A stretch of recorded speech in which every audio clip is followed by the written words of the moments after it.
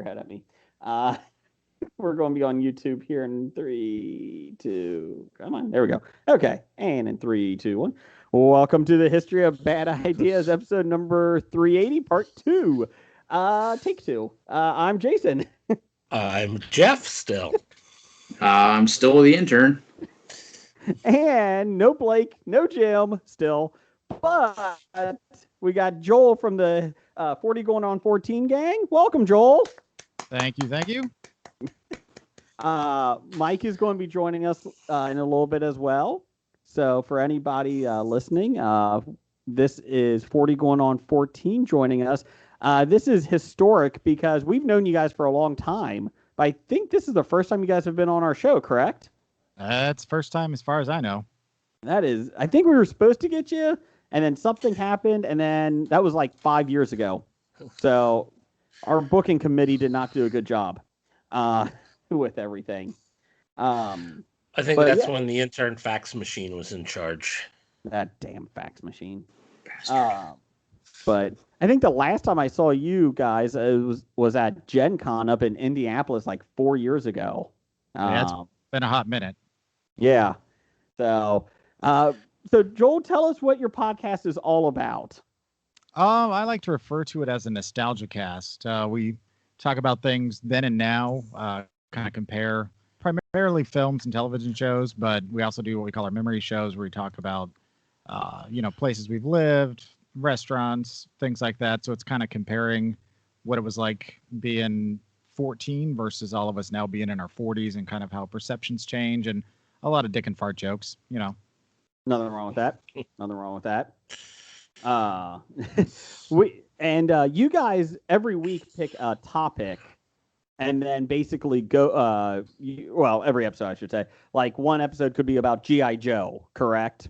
And then another one could be He-Man, or not just saying toys, but I think there was one that you did about wrestling that I love. So, so how do you come up with each topic? It's kind of by committee. We've got a running list that we keep, but some ideas are better than others. So, we kind of plan out about a month or so in advance, figure out kind of what we want to do, and then depending on the week, we'll kind of go from there. But everybody pitches ideas, and we have a listenership that we've got through Discord, and there's an ongoing chat there, and so people will sometimes make suggestions, which then also become show ideas, which sometimes it feels like a struggle, and sometimes it comes very easy. So we do a top 5 every week, and we're 380 episodes in, and I agree with you. Like some weeks, it is a struggle to find something for a top 5, and so like I this week. Hey, Joel picked this week's. Oh well, that's great. Damn. So I get it. I mean, it is difficult every week to find something different. And as much as I would love to talk about DC superpowers and toys and all that, I guess that it is difficult to come up with a subject each week. What do you think has been one of your more popular shows in terms of topics that you were kind of surprised by? Well, I can tell you the one that we were surprised by that wasn't popular was the Cameron Diaz show. I think I suggested that and was expecting a little better feedback, and it's turned out to be kind of a pariah in the feed. I'm not sure why, but I think our memory shows tend to be the most popular because it's more free form, and you get a lot more of us just being ourselves and kind of riffing, versus the ones where it's a little more structured and we get kind of in depth and cerebral, if that's possible. Yeah, and you got a outline that we do. So this is very fluid. So we try to, we try to go through an outline, but we basically are very free on this one too. So if there's a tangent you want to go on, that's what we try to do, because I think people kind of like that as well. Nothing scripted, obviously, but right. So each week intern Brian does a great job with the outline, right, Brian? Yeah, I do. Thank you. Yep. Hello. Hey, I think we got Mike on the line. Oh, How you doing, Mike? Mike is here. Mike just got back from Waukegan. Where the hell is that? You know where Great America is? In Chicago? Yeah, So okay. So go north and past Chicago, just get to almost Wisconsin, and then take a right. And you're in Waukegan. Is it a touristy place? No. My daughter had a volleyball game up there. I got suckered into, not suckered. I'm really enjoying it. I'm their coach for the junior varsity girls volleyball team. And they had a game in Waukegan. So everything was going fine. I was going to be here right on time. And then we stopped for McDonald's, and Waukegan said, I think Sophie needs to get the full Waukegan experience. So in one stop to McDonald's, she got to see a ghetto argument at the McDonald's window where food was thrown. Nice. Ambulance call to a skeevy hotel. And a drug deal. In that order? No, actually, the drug deal was before the ambulance, but okay. That's usually the order that goes. Oh yeah, totally. But it was she's like, what are those guys doing in that? Like they're all huddled around that car. I'm like, oh, that's a drug deal going down right now. It's like, oh, so totally a tourist attraction. See, complete tourist attraction. Lots to do. Oh. How old is your daughter? She's 17. Oh, okay. So it's not a completely, shocking thing. I mean, it's still shocking, but at least she's, knows the world a little bit then. She knows that these things happen. It wasn't like, oh my God, what, I didn't realize these people existed. She's like, I've never seen one in process. That's kind of amazing. They're not very discreet, are they? I'm like, well, they're in Waukegan. It wasn't like when I was about 8 years old and my parents went on a trip to New York and there were hookers on the street. And I was like, oh, look, bag ladies.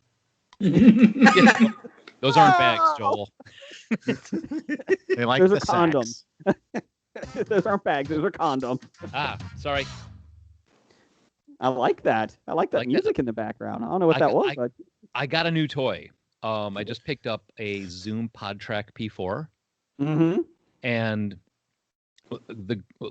Joel remembers when we would do the podcast when we go to Gen Con, I would have to bring my laptop, my soundboard, the mics, all that. Literally with this thing, it's about the size of, I think of like a first gen Walkman, about that big. Takes 4 microphone inputs on the top, 4 headphone outputs on the bottom. It can do telephone and hook it up to the computer. Does automatic mix minus if you have the phone on, and has 4 little sound pads. And so, yeah, next time we go to Gen Con, I don't have to bring all that stuff anymore. I can just plug our mics into this thing and record directly to this. What is that called? A Zoom what? It's the Zoom PodTrack P4. Kind of like a bag lady. Lots of inputs. Jeff, look into this for Cincinnati Comic Expo. Dude, you love it. It's really. I just started playing with it a couple days ago, but I can actually change these. So it works on a regular size SD card. You pop that in there and you can put like for our show this week. I'm going to put our theme music on there, and I'll be able to just hit the button and get the theme music. Hit the button, and I've even got. Hang on, what is it? This one? Wait. Oh, we need that. And we've got this. We've got this too. Thank you. So, Jeff, look into that Cincinnati Comic Expo because I'd rather not bring these mixing boards, but we will because we did it last year, September 17th through the 19th. Dude, I will. Oh no, not last year because of COVID. Damn you, COVID. September 17th through the 19th. Get your tickets at CincinnatiComicExpo.com. Hobie will be there. I cannot guarantee, but I think Michael J. Fox might be there. Armie Hammer, Clive Owen. I can't confirm any of those, but they could be there. So, Michael J. Fox is going to be there, but the deal is really shaky. Oh, you're playing right into his hand. Well, he's just going to softball him over like that, You know what? I'll be honest. Blake's fired. Joel and Mike are on. Okay, you guys, every Tuesday night. So let me ask you this. We're going through your podcast here, Mike, talking to Joel about this. You guys can answer before we get into the show here. Why is Blake on your show several times? I'm kind of worried about that. Because he's the one who said yes. Reach around. Okay. He's the one who said yes, and he's one of the other podcasters that we go, hey, remember the guys from HOBI? Oh yeah, I remember Blake and the guys. Yeah, we're gonna get Blake. Oh yeah, I remember Blake. Okay, so because we're also dealing with Pat, if Pat remembers your name and remembers your face, you're doing all right. Because I don't know if you've picked up on this, but Pat smokes a little weed, Just a little. But no, I mean, I don't know. He left an impression on us. Oh, he leaves an impression. Yeah, it's like sitting in a bowl of Jello. You leave an impression. That's right. Good old Blake. He showed up on our episode 18. We invited him on, and he never left. So 362 episodes later, he's still here. No, we love Blake. Blake and I have a love-hate relationship. I love him. He hates me, but it works. And then intern Brian over there. How you doing, Brian? I'm doing good, thanks. Good. Brian showed up 100 episodes ago. Hasn't left yet. You've been on the show, 2-3 years now? I think we're coming up on 2. Okay. I think. Nice. Yeah. For your research, I need you to know what episode you showed up on. And then that way we can do your anniversary proper. So let's get into it here. Let's get into this. So we're pretty much anything you guys want to talk about that's not on the outline is perfectly fine. We're going to do the first thing is, has anybody watched Invincible yet on Amazon Prime? I finished it. I watched the first 3 episodes. Yeah, there's only 3 right now. Yeah, I watched all 3 of them yesterday. I got the last one I have not watched. Your thoughts? Anybody's thoughts about it? I'm liking it. I really am enjoying it. I think it, for a conversion of a comic that is actually really bloody. Mm-hmm. Yeah, I think they've done a really good job of converting it to something that could be actually on Amazon, kind of like The Boys. If you've read the graphic novels for The Boys, I mean, Butcher in The Boys is a horrible person. And you would not want to watch what that man does in the comic, but they've actually toned him down. I think they've done a good job of toning down the comic to a mass consumable format. Mm. Next season should be interesting because they got some pretty hardcore stuff coming. So I'm interested to see how they do that, especially with some of the new characters that they bring in, especially the younger superheroes with Homelander. I'm interested to see how hardcore they're going to go with it. But yeah, I liked Invincible. I don't know much about it. Just for people that don't know, it's basically a league of superheroes, and there's an older guy in there, and his son, he's from another planet, and then his son, he had a son with a regular human, and his son is 17, I think, in it, and it should be developing powers, and he develops them late, and then basically the dad starts training him. But there's a twist, and we don't want to do too many spoilers, but the dad is not the nicest guy, and he has Spoilers. he has some issues that he may take out on the superheroes. So it's very well done. Like I said, I knew the basic idea about it, but the twist at the end of the first episode still got me. Like big time. Yeah. Oh yeah. Brian, I mean, like when you see Invincible, the son, he comes down and is like, "Yeah, I'm invincible" or whatever, and then that's it. I thought that was the end of the episode. Yeah. And then they show the superheroes, and I'm like, whoa, what the hell? And so Brian, what was your thought on it? I really enjoyed it. It's basically a graphic animated version of The Walking Dead. If you look at the cast list. Yes, it is. It's chock full of Walking Dead actors, so that's cool. But yeah, I really enjoyed it. I'm interested to see where they go with it. Do not let your kids watch it. It's a cartoon, but it is not for kids.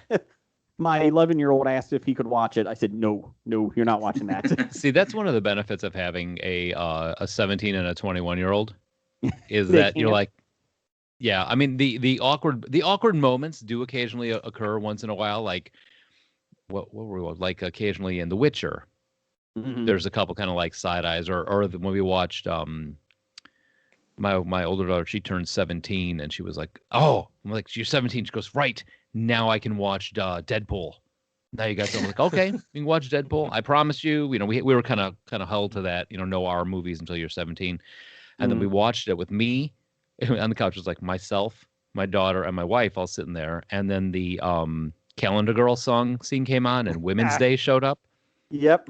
And that scene popped, and she goes, her eyes get real wide. She looks at me and she goes, "What just happened?" And I'm like, "It's Women's Day. You got to ask your mother about that." She's, I wouldn't know what that's about. Yeah, my son. So I got almost 11-year-old, a 7-year-old daughter, and a 4-year-old son, and so we have a wide range, obviously. And definitely the 4-year-old is getting the benefit of having older kids because we're like, whatever, it's fine, at this point, within reason. But my oldest son, we just started letting him watch the new Godzilla films, King of Monsters he saw, and Skull Island. Didn't see the Godzilla because it's not on HBO Max, bastards. But he really is. I know, because my wife is a lot more conservative on the movies, and she's the one that said, "Yeah, you can watch the new Godzilla film with your dad on March 31st." I was like, "I'm sorry, what?" Okay. So we started going through them, but it is kind of nice to see him watch those. He's watched the Indiana Jones films, except the fourth one because that doesn't exist. Joel, come on, back me up here. That fourth one is god awful, right? It's entertaining, but I don't know that I need to see it again. What is entertaining about it? You got to understand, his bar for entertaining is rather low. I mean, I'm on this show. It's entertaining, right? Oh. And Joel wasn't accepted back. All right. Actually, you keep putting up softballs for him, Jason. I heard that you do impressions. Well, does is in quotes. Uh-huh. Oh, I wouldn't even say impression off. Is that what we're doing here? Is that what you're getting at, Jason? No, Joel. I'm not impression off with Joel. I'm just saying Joel and I might do a little top 5 later today in just impressions, just using impressions. I think that could work. Because Joel, I'm kind of a master impressionist too, and our work, yours and I think is vastly undiscovered in the world. I don't think people appreciate it that much. See, the thing is with Joel's impression is that all of his impressions are impressions of Woody Allen doing somebody else's impression. That's pretty much what they've decided. Although we have characters on the show, and I'd say probably 80% of them are mine. So I don't know. Yeah, it's a coin toss. What do you think is your best impression, Joel? L. Yeah, L from Star Crash is Pat's favorite, but you got to be a Roger Corman fan to really understand. Can you do a Michael Caine? No. Neither can Jason. So hey. Some people just want to watch the word Bud. See, just like that. Anyways, sorry guys. Michael Caine. Actually, all week when Blake told me that you guys were coming on, I was really excited because I was like, "Oh, Joel does impressions. We can do this. This is going to be great." I've been practicing all week, tuning my vocal cords. Sometimes, hey Jason, know it. Yeah, I just got a text from Dr. Dana that told me to tell you to stop doing impressions. What? She heard you upstairs doing Michael Caine and said, "Tell Jason to stop." That's not fair. is that Kermit the Frog? It could be Michael Caine or Yoda or Michael Caine. Take your pick. Kermit the Frog here. Hi-oh. See? I think it's great to be on HOBI. I don't know what that one was. That was closer to Yoda, but Yes, that was what I was going for, Jeff. Thank you. Yoda he is doing. Waka waka waka. I'm not sure what that was. I think that was Teddy Ruxpin.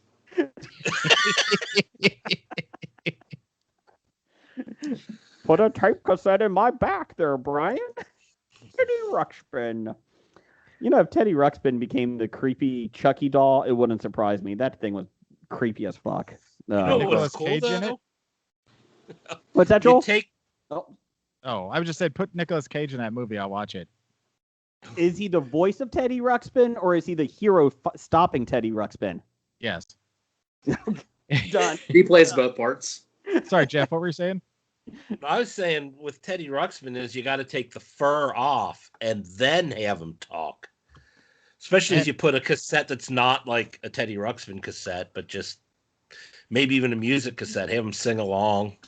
See, I bet you could do that because I did notice that the Teddy Ruxpin cassettes just had there was like a notch cut out of the top of them. So I was always thinking when I was a kid, I looked at them like, man, one hand, this would be amazing. On the other hand, do I really want to ruin my Megadeth cassette? I don't know. Take the hair off of Nicolas Cage and be pretty frightening too. Now, see, like with the Teddy Ruxpin Nick Cage crossover, have you guys seen the trailer for the movie Willy's Wonderland? No. Oh, I thought you have, That's the Jason. one with Nick Cage, right? Yeah. Yeah. Yes. That's the one you've been looking forward to, Jason. Yes. Sorry, I was thinking of the other one. Go ahead. I showed that to the girls, and I was just thinking there's almost like a resurgence. You could probably, if you made like a Five Nights at Freddy's Teddy Ruxpin nowadays, I bet people would buy it. But could you put My Pet Monster in there too? Remember that? My Pet Monster was terrifying. How is that even a toy? It was, and even had the chains. Remember that? Yeah. Oh. If he's so friendly, why is he in chains? Why is nobody answering these questions? Put some Boglins in there too while you're at it. Could we do what was those what was those things, Jeff? Monchichis? Is that what they were? Oh, Monchichis, yeah. Also Hey, Joel, you know what would make Is this that show what you were great? talking about? What? Is if we found a Monchichi. That's a callback. That was the night before my wedding.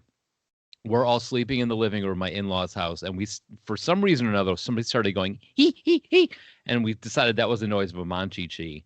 And Joel he says, you know what would make this weekend awesome? If we could find a Monchichi. And I was like, okay, so my wedding obviously isn't good enough for you, Joel. You need a friggin' Monchichi to complete things.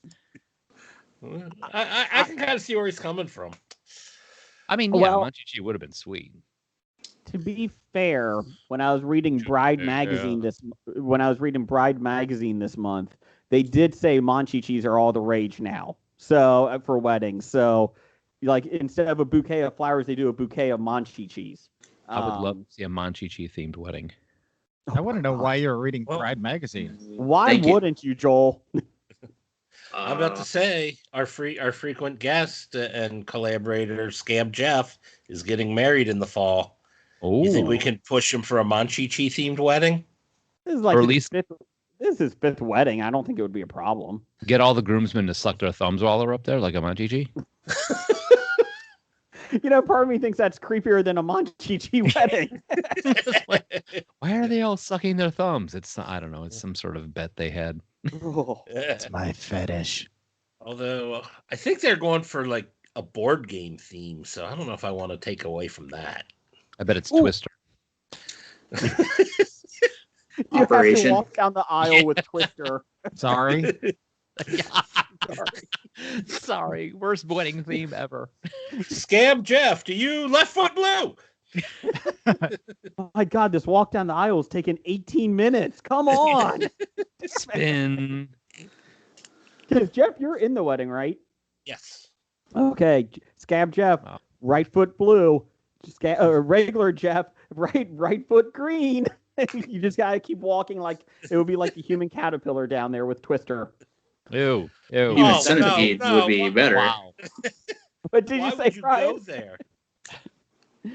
What'd you say, Brian? He corrected you and said that the human centipede would be the proper reference. Yeah, no, I like the human caterpillar. I like that idea.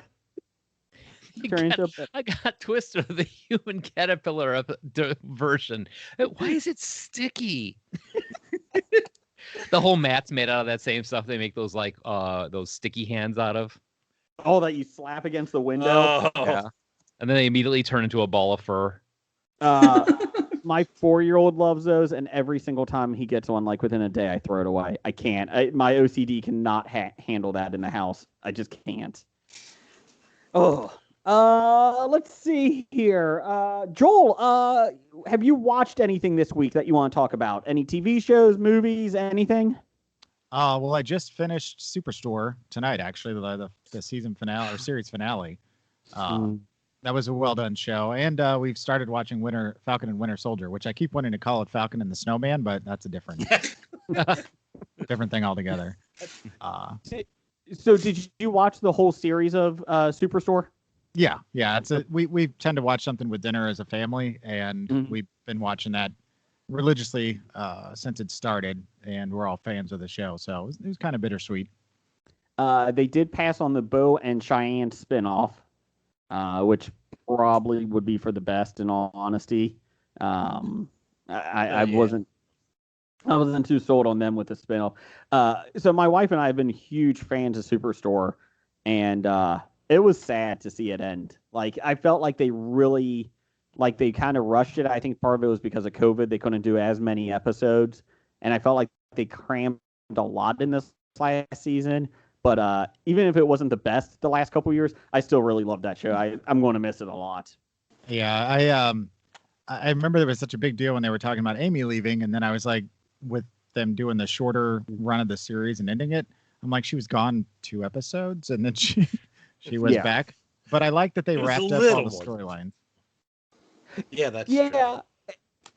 And I like that they did the 6 feet under type of montage at the end of where everybody's at. I enjoyed that part. That's what my wife said too. Did I miss that part? Where everybody's at? Not everybody, but most of them. No, I think I missed that part. So you didn't see? Okay, spoilers. You didn't see Jonah running for city council? Oh yeah, I did see that. Okay. Then you saw it. Amy's got a corporate job. Yeah. Yeah. Okay. I thought maybe they were going to under when they die. When you said 6 feet under, that's what I was expecting. I mean, everything does here's a glimpse of what 2 years in the future for him. Not every show, and I need closure, so I enjoyed that. See, the problem I had when I was watching it, though, we recorded it on our TiVo and whatnot, and then we go back to watch it, and it's a couple days later, and we're getting the weatherman interrupting the show to tell us that there's thunderstorms outside, and so we miss the big reveal that they find a satchel of feet. Yes. All of a sudden it goes, they don't interrupt the commercials. They interrupt the show, go to commercial, come back from commercial, and they're talking about trying what to do with a satchel of feet. We're like, wow, that was a big reveal we missed. Is this on the news or is this on the TV show? This is on the TV show. Like, there's a thunderstorm coming and we got this bag of feet. That would have been nice. Basically, here in Ohio, we had a thunderstorm. And so we had the same thing, Jeff. I was yelling at the weatherman. I was like, F you, Frazier, to get off my TV. I'm trying to find a satchel of feet. And it was the same thing. Like, it interrupted. And we came back and my wife's like, well, I guess they found a bag of feet. Thanks for that update. Basically, the local news just interrupted the show. And I'm like, if it interrupts anymore, I'm going to be quite upset. Like when they interrupted the Stanley Cup.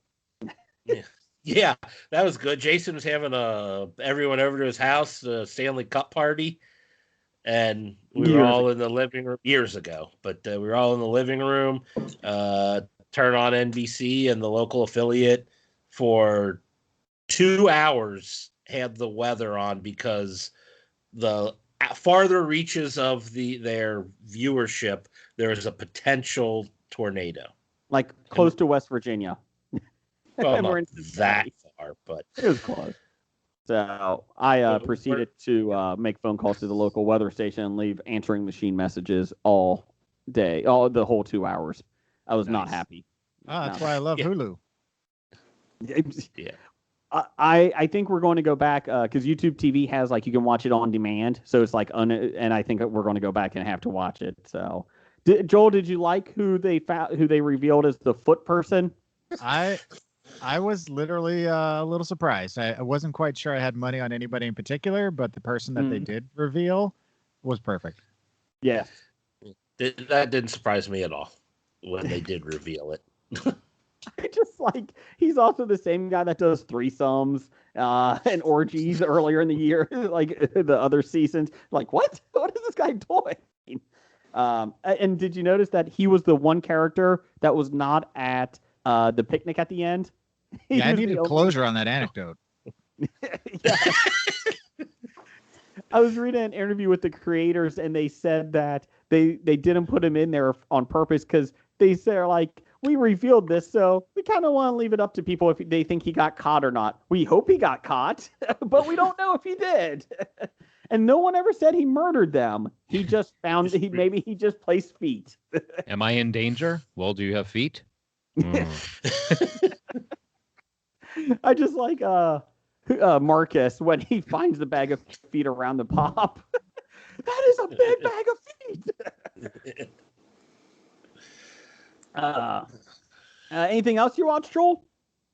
No, that's been the bulk of it. Although we are in the middle of watching Justice League, both the Snyder Cut and the original animated series, not Super Friends, but Justice League. Mm-hmm. Justice League. For an upcoming episode of 40 Going on 14. What chapter are you on for Justice League? The Snyder Cut. We finished it. Okay. Yeah, we finished it also. I started it. Did you grow a beard while watching it? Like a longer beard? Like, is it like down to your feet? Because, whoo, Nelly, is that a long one? Yeah, that was my. It was funny because like my wife was like, we were finishing up the second section. It was like the first section. I went chapter 2, and I was like, oh, time for bed. You know, it's 11. She goes, what do you mean? It says chapter 2. It's like, yeah, chapter 2 is probably either an hour and a half long. She goes, no, come on. I was like, I had to pause it, like do that tab down to show her how long it went. I'm like, this thing is half a workday long. It's half a shift long. That's how long this movie is. So it took us 5 days. Okay. I'm at chapter 4 right now. Okay. And I've been trying to do it like when I'm like on the bike, like my exercise bike and that. But even sometimes I'm like, I need to watch something else. Because I was like, I don't know if I can watch this, for even 40 minutes straight. It certainly won't get you motivated to keep riding that bike, would it? No. And I love Cyborg in it. And I got to his chapter. I'm like, okay, I got to find something else. This is not uplifting right now. See, and I'm of the mind that if I'm going to sit down and watch something, I'm going to get beginning, middle, and end and get done with it unless it's an ongoing series. Mm-hmm. So I told the family, I'm like, all right, this Sunday we're going to watch Justice League. And then they're like, how long is it? I'm like, 4 hours. And I got a lot of grunts and groans. But we sat down and when we watched the whole thing in one shot, which order the pizza and grab the bucket. We're not leaving the living room. Get your diapers on. Yeah, I liked it. I mean, I have definitely opinions on it. It was good. I think definitely it was a completely different movie from the original, from what they originally released. But I think I'm falling into the camp of they could have done this as a miniseries. Yeah. They could have done this. I mean, because you remember miniseries like when you were kids and like, oh, this there's going to be the Thornbirds or what are some other like V. The original V was a miniseries. Oh, yeah. And that was the shit because you got all that. You didn't have to wait a week. You could see it in conversation at school was super awesome every day because you're like, oh my God, did you see her eat that mouse? That was so cool. I mean, and that wasn't. I mean, that was V. That wasn't Wonder Woman. But was that Thornbirds? Richard Chamberlain ate a mouse. I don't remember that one. You don't remember that from the Thornbirds? Or Shogun? Richard Chamberlain and Shogun. Man, Richard Chamberlain was in a lot of miniseries now that I think about it. And Stephen King, there was always a miniseries of Stephen King books. Yeah. Langoliers. Langoliers, Tommy Knockers? No. Needful Things. Wasn't Needful Things? No, Needful Things was a movie. Oh. That was a theatrical one. Tommy Knockers, you are correct. They did make that one.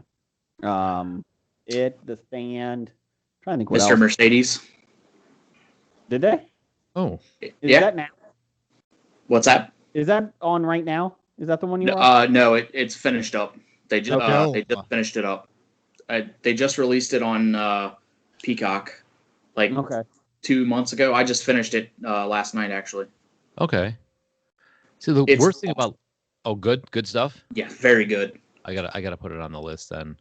The worst thing about Langoliers was seeing Balky playing such a creep. Oh, Larry Appleton. When he was sitting at the desk ripping the paper, I'm like, Balky, I like you so much. Why are you being so weird? I did like that they added the dance of joy at the end. I thought that was a nice moment. Come on, Balky, just do it. That's why you're doing it. You don't remember him dancing with the Langoliers? Yeah. We're so happy we do the dance of joy. Oh, no. I don't know. After seeing him do a lot of coke in True Romance, it was kind of ruined Perfect Strangers for me. You know what ruined Perfect Strangers for me? Beverly Hills Cop 3. He should have never been in it. I was It gonna really say the went pilot. downhill after that. The pilot. The pilot. Hey! They jumped the shark when they bought the house. That's what the They problem did. There's so many times where I'll watch stuff for the show. It's like I'll come into the living room, hey, we'll start watching something, and the girls are like, even girls, including the wife, oh, what are we watching tonight? Well, I got a movie I got to watch for the show tonight, and they all like in sync get up and walk to the separate rooms, and then my bandwidth drops. Everyone's streaming something in a different room, you know. Way to split the family up. My kids don't appreciate anything that I used to watch like back in the old days. Like I turned on dinosaurs on Disney Plus. They hated it. I'm trying to think what else. The Muppet Show. My daughter doesn't like. She like hates it with a passion. I'm like, you're gonna have to get rid of her. I know. I said, you're not my daughter. You're not my daughter. You can't. No. And then what the best part is, I hate Superman so much. My kids actually turn on cartoons of Superman just to annoy me. I'm like, seriously? No, Dad, we're really watching it. No, you're not. His character arc is so great. So your daughter refuses or hates to watch the Muppet Show, but wasn't she the one that watched that new god-awful Muppet Babies? She did watch the Muppet Babies for a little bit. New Muppet Babies? Yeah. There was a new Muppet Babies where they added a completely strange character that came out of nowhere, some little penguin or something, who was like the lead character. I'm like, what does this have to do with the Muppets? Because that's what everybody wants. You know, everybody wants an old show that they loved with character leading that nobody friggin' knows. Scrappy-Doo. Yeah. Hey. No, actually, the what was it? The show, my podcast with the movies that I've watched actually got me in trouble. I don't say in trouble with the neighbors, but there was like one, I forget what I was watching. I think I was watching Predator or some movie. It was like, and my daughter came down, my younger one came down. She was maybe like, God, she could have been 9 or 10 at the time. God, we've been doing this for a long time. We've been doing it for a while. Yeah, and she went up to her, she came downstairs and she was like, "Oh, what are you watching?" "I'm watching Predator." "I really don't think you need to be watching this. This ain't something for you. You should probably go to your room while I watch this movie." And she was in her room and she's talking to the neighbor kids and they're like, "What are you doing in your room? Are you grounded?" She goes, "No, my dad said I should stay in my room because he's watching a bad movie." And next thing I know, my neighbors, now this is the weirdness of it. Like, okay, we're homeschoolers, but we're not like, when you hear homeschoolers, you think, like the Stepford kids and that sort of thing. Okay, Joel's met my kids. They're not, you would not expect them to be homeschoolers. Like one of them has purple hair. I mean, the next door neighbors were capital H homeschoolers. Like the girls were not allowed to wear pants. Oh, the long jean skirts. Long skirts. It was like a Mary Ingalls Wilder book next door. Laura Ingalls Wilder. Laura Ingalls Wilder. I don't even know. But anyway, so then like the mom was like, "I don't lock my children in their rooms when you're watching your terrible movies." I'm like, "What are you talking about?" I'm like, I was like, in the same breath, she's saying this to me. They had 15 kids. On purpose? Buy a television. I know, right? Buy a stamp collection. Find another hobby. But they had the youngest boy who was, for lack of a better term, the bitch. He was the youngest of 15. And he wasn't the youngest. He was the youngest boy of 15. And I remember there was like one day where I was leaving for work. And I won't use the kid's name. I'll call him Chucky. Because Chucky. And I was like, I'm leaving for work, and I pull out of the driveway, and I start to pull out, and I stop, and I'm like, "Hey, Chucky, you okay?" And Chucky is tied to the tree in the front yard from neck to ankles with rope. I mean, like old school tied to the train tracks type rope, just like 100% rope to the door. And I'm like, "You okay?" "Yeah, I'm all right." Like, "Did your brothers tie you to the tree?" "Yeah." You gonna be okay? Yeah, they'll come back. So I'm like, all right, not my kid, not my monkey, not my circus. Okay, I'm not, and I'm late to work. I can't deal with this right now. So I leave. I get home that night, and my wife's like, did you know that he was tied to the tree all day? He's got this terrible sunburn now. And, like, and I'm like, yeah, I saw him when I left for work. And I'm like, why didn't you do anything? I'm like, yeah, I stopped and asked if he was okay. I don't know what the hell happens in that house. And in all honesty, if you stopped and started to untie him, a cop would drive by and be like, "What the hell is this guy Knowing doing my to this luck, kid?" I'd be like, oh no, officer, I'm just letting him loose. After what, sir? You know, like, the other funny thing is, like, my daughters, they weren't allowed to read Harry Potter next door. So we're at dinner, and there's a knock at the back door. So there's this. So my older daughter, she's maybe 12 at the time, gets up, runs to the back door. The door opens just a crack. A brown paper bag gets handed to her. She closes the door, runs up to her room, comes back down, and keeps eating. And we're like, and my wife and I are like, you gotta think we're either dead or nuts if we're just going to let that pass. You know, what the hell was that about? Go get whatever was in that bag. And he goes, because our minds are reeling. I mean, like, the homeschool kids next door gave my bag, and we come back. She comes back downstairs, and it's like the third book in the Harry Potter series. I'm like, what is going on? She goes, well, their mom won't let them read them, so they borrow them from me, go behind the storage shed and read them during the day, and then bring them back to her at night so that they don't get busted for them. And I'm like, well played. Damn the man. And my wife's like, Michael, but you shouldn't be giving it to them if their parents say they shouldn't read them. I was like, on the other side, I'm like, it's pretty cool. I'm cool with it. You know? It's either meth or Harry Potter. Take your pick, kid. I know. Either one is a road to ruin. You know, nothing good ever comes from a sentence behind the storage shed. I mean, nothing good comes from that. It was so weird because it was like they had cell phones, but they hid them in their mattresses, like in the box springs. And when they went, the parents went out to go have their 15th kid. And they would just leave. I know, it's ridiculous. Like, the oldest child had a child, and the youngest child was the uncle to a child that was 4 years older than it. Oh my God. I mean, just do the math on that. But they leave to go have the 15th kid, leave the kids home, and because there's enough of them, they can take care of themselves, apparently. There's a knock at the door. I open the door, and there's a girl wearing skinny jeans, Uggs, a midi shirt, these big sunglasses, and makeup, and the hair all done up. I'm like, can I help you?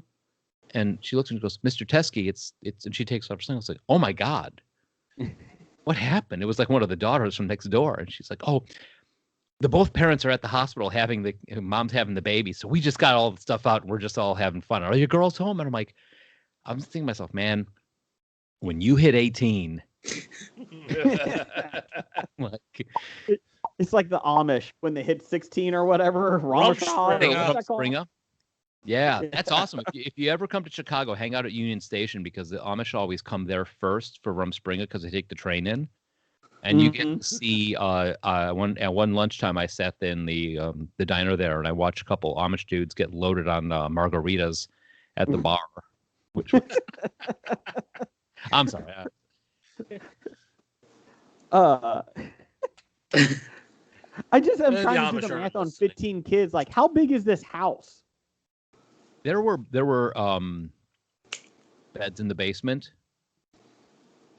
Okay. Now, okay, but see, they had 50. Okay, because like I said, they had 15 kids, but when they were here, 4 of them were married off already. That's still 11 kids. Yeah, that's still. So I mean, you had the girls in one room, so there were like 3 girls in one room. I never went in this house. I mean, I avoided this house with all.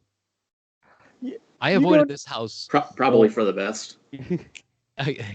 I avoided this house more than it was when it was the previous owner, and the previous owner was a whistleblower for a New Jersey nuclear power plant that was under witness protection. I will take pictures of that. He had like full-size bank cameras. Joel has seen them. Then my neighbor's bank cameras outside around their house. Yep. They're like 1.5 feet long, completely like bulletproof. And So and it was probably good that you didn't go in the house because based on the history, you're either going to get someone pregnant or you'll get pregnant if you go into that house, is what I'm guessing. I mean, I figure at one point or another, this is okay. There's a big asterisk before I say this, so if you want to take this out, I'm going to give you a pause. At one point or another, her uterus is just going to be like, "Fuck this, I'm out of here." It puts a lotion on the skin, or else it gets pregnant again. Were the kids named after Bible characters? Lucifer, Lucifer, Daystar, Damien. Brian's right. They usually have biblical names. People, homeschoolers with that many kids, are all usually biblical sounding names. Was one of the kids named Melanchi? Because that would not be good either. No, Malachi. No, there was no Malachi. Not Melanchi. No, honestly, they were. There was a Walter. I mean, I don't think there's a. I've got to. Okay, I know. Okay, I'm gonna say this. I know there's no Walter in the Bible. I have a degree in theology, so come on. He's not joking. I'm not joking. There's no Walter. I get it. So anyway, let's get to Twitter poll of the week here. We may get a fifth of this outline. Brian has a beautiful outline, but we don't care. Yeah, I did work hard on it, but I figured this week would probably most of it would get discarded. So it's kind of like a wild card. Get to this week, we can get to next week. That's right. It's fun. Twitter poll of the week: who had the best draft day of Riverdale? So last week, gentlemen, we do a segment here every once in a while called Draft Day, where it's like a fantasy football draft, and you recast a book, a TV show, a movie with anybody you want, fictional or real, doesn't matter. And last week, somebody asked us to redraft Riverdale because it's Jeff's favorite TV show. No, that's a lie. why? I mean, Jeff, sure. No. it's Jason. It's Jason's favorite show. Jason's favorite TV show? You know why? It's because the lead, that man has abs of steel. Those abs. And I can say that he plays a 17-year-old, but he's 45. So I think it's fine. That creates more questions than it answers. Yeah. So anyway, so we redrafted Riverdale, and let's see here. We had Jeff, Jim, Jason, Intern Hackney, and Blake. Blake got 0% of the vote. He got nothing. Well, when you were only allowed to put four answers, four choices. Saying if you want to vote for Blake, vote for him in the comments section of our Twitter at Bad Ideas Podcast. And no one commented for Blake. In fourth place, Intern Hackney with 17% of the vote. 17. In third place, Jeff with 22%. This is fixed. And I didn't even vote. I didn't even rally for myself on this one. And winning 33% to 28%. Stuck on this, guys. I finally won a draft day after 7 years. I win 33 to 28 over Jim. I think it's fixed. I don't think that's true. Let's just say I know how to draft Riverdale. Steve Buscemi, be ready. Carmen Electra, get ready for your casting call. Please tell me Steve Buscemi was Archie. He was Jughead. I put him as Jughead. Who was your Archie though? Who was my Archie? That was a good question. Channing Tatum. Channing Tatum. That's right. Yeah. I had Carmen Electra as Veronica. Not the young Carmen Electra, the regular Carmen Electra now. And then Chloe Moritz, whatever her name is. Chloe Grace Sampson. Yeah, whatever. She was Betty. So obviously my team was the best. Kind of an age differential there, don't you think? I feel like it was pretty accurate compared to Riverdale now. Okay, you're not wrong. Well, you know what I'd love to see them do? I want to see them do if to use the 80s word again, miniseries of Riverdale of Archie versus the zombies or Archie versus Predator. So there has been talk for years, well, the last couple years, that they are going to do the Archie zombie storyline. Okay. But they just have not. Yeah, Afterlife with Archie. They just have not pulled the trigger on it. So we'll see. Hey, Joel, do you have an Archie impression in you? No, I can't say that. I don't have enough abs for that, so Oh, I'm out. He only has 2 abs. They're I in have a a- jar. See, I think because my list had so many abs, people thought it was Jason's list, and that's why they voted for Jason, not me. Oh. You did have a lot of people I had- with abs. I had a lot of abs. I had Michael B. Jordan and Jared Padalecki. I'll be honest. I'm a straight man, but man, Michael B. Jordan, woo-wee. God, he is one sexy man. I don't know. Jared Padalecki, man. I'm not saying I'm swapping teams for him, but The conversation's up, isn't it? He's Yeah, a handsome man. he is So what a you're handsome saying man. is Brian should have gotten more votes. Yes. Okay, he's up to 21%. Still lose. Anyways, No, I still don't know how sorry. you beat me on that. I mean, I had Betty White. I mean, come on. Betty White is Betty, or Betty White is Of Archie? course. Betty White is Betty. And, You know, and Natasha Fatale as Veronica. Oh, see, you went animated. That was the problem. Nobody Yeah. believes that. Just to let you know, we'll jump to the listener feedback. Besotted Geek had Jim winning draft day, even though he hasn't heard half of his picks. And Professor Number One at Doctor Number One said Jeff clearly won draft day from last week. I give him a Clearly. 9.4. So I would say it's a Clearly. 3-way tie. I'm still taking that as a victory. I'll still take it. We've seriously have done this draft day for like 5 years, and I've never won in all my life.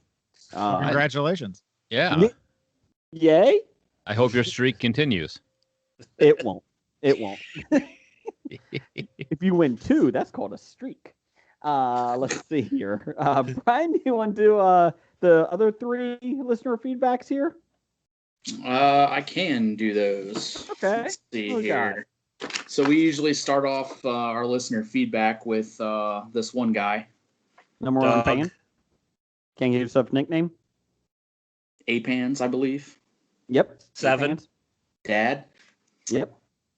Doug here says this Big needs D. to be discussed.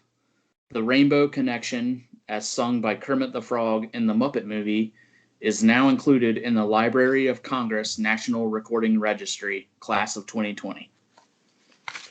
So I'm asking what needs to be discussed is why did it take so long? That's my first question also.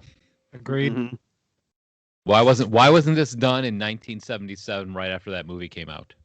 I would Or have whenever even it given was. them 2 years to get it in without a problem. But Yeah. Is there maybe a 10-year or 30-year waiting list? Do you think maybe that's it? maybe that's it. But still, Yeah, they have to wait they have to wait a 20 to 30 year window to make sure enough people have an opportunity to be offended by something. So the highlights, I guess you could call it highlights, of the class of 2020 for the National Recording Registry. Naz Ilmatic. Ilmatic. I have- Nas Illmatic. so Nas got in at the same time as As Rainbow Kermit. Connection. Well, hold on. That's not too bad because Louis Armstrong's When the Saints Go Marching In got in. That only took 100 years. Jackson Brown's Late for the Sky. Flacco Jimenez. Jimenez. Yep, Jimenez. Thank you. Like, he's Partners. just like you. Franklin Roosevelt's 1941 Christmas Eve radio address with Winston Churchill. That's a bop, man. You can. Oh, let me tell you, you can make. Did sweet you just bucks say with that. that's a bop? I did. I got Okay, teenagers. that's one more kick in the nut that you're getting the next time I see you. Joel is woke. Let's see. Leontine's Price, Ida. God, I'm screwing this up. Yes, we're enjoying it. And Kermit the Frog's A Rainbow Connection. The first time a podcast, a 2008 episode from This American Life. Oh, screw you, American Life. You Oh, always get God. the credit. God. But- If you're going to about pick a podcast and it's not going to be us, then at least, I don't know, pick Kevin Smith talking about making the Tusk movie. Oh. No, the podcast when It he would- came up with the idea was a great podcast. Yeah. That movie. I don't think Justin Long ever recovered from that. So I'll just say it right now. Screw you, American Life. This American Life. Screw you. It was about the mortgage crisis. Nobody wants to hear that. Come on. Yeah, let's relive that so crap. We are going to in about 6 months. Yep. Anyway, Joel, would you like to give us a little taste of the Rainbow Connection over there? You do really well. The Rainbow Connection, lovers, dreamers, and me. I feel like Jim All of Henson. them under the spell. It's hard to believe that it's magic. Have you been half asleep? And have you heard voices?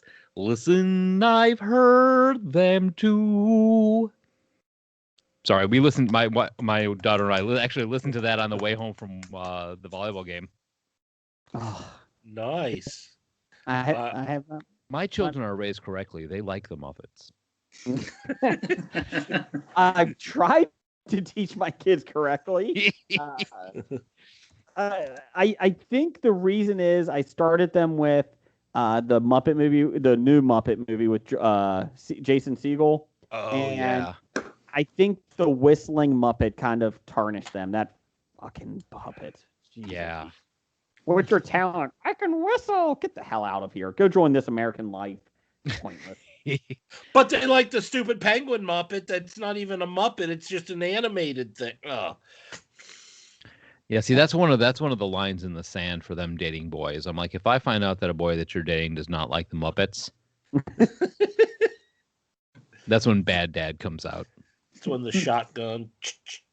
I told my kids if they ever dated somebody that likes Superman, that's the downside. That's the downfall. You're not allowed to welcome back in the house. You know what? I'm with you on this, man. I am not a Superman fan. Brian looks like Clark Kent right now. Take your glasses do. off, Brian. Real quick. Superman! What?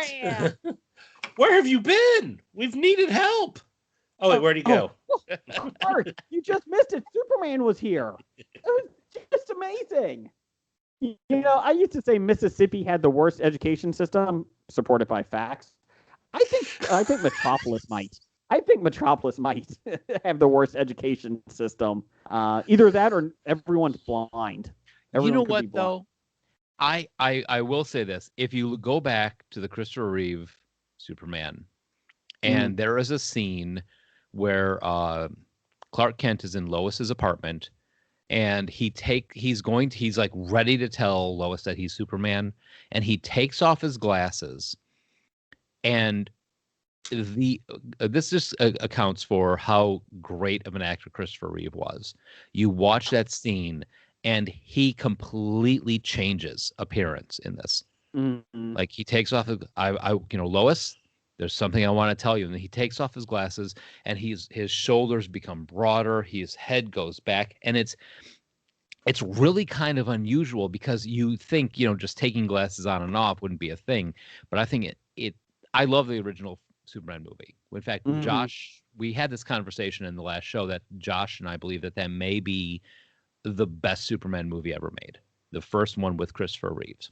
I don't doubt that one. I won't argue with you on that. I won't argue with you on that. I mean, I'm not a fan of Superman, the character, but Christopher Reeve is Superman. If you say, I said this, if you say Superman, I think of Christopher Reeves. He's the first person that pops in my head.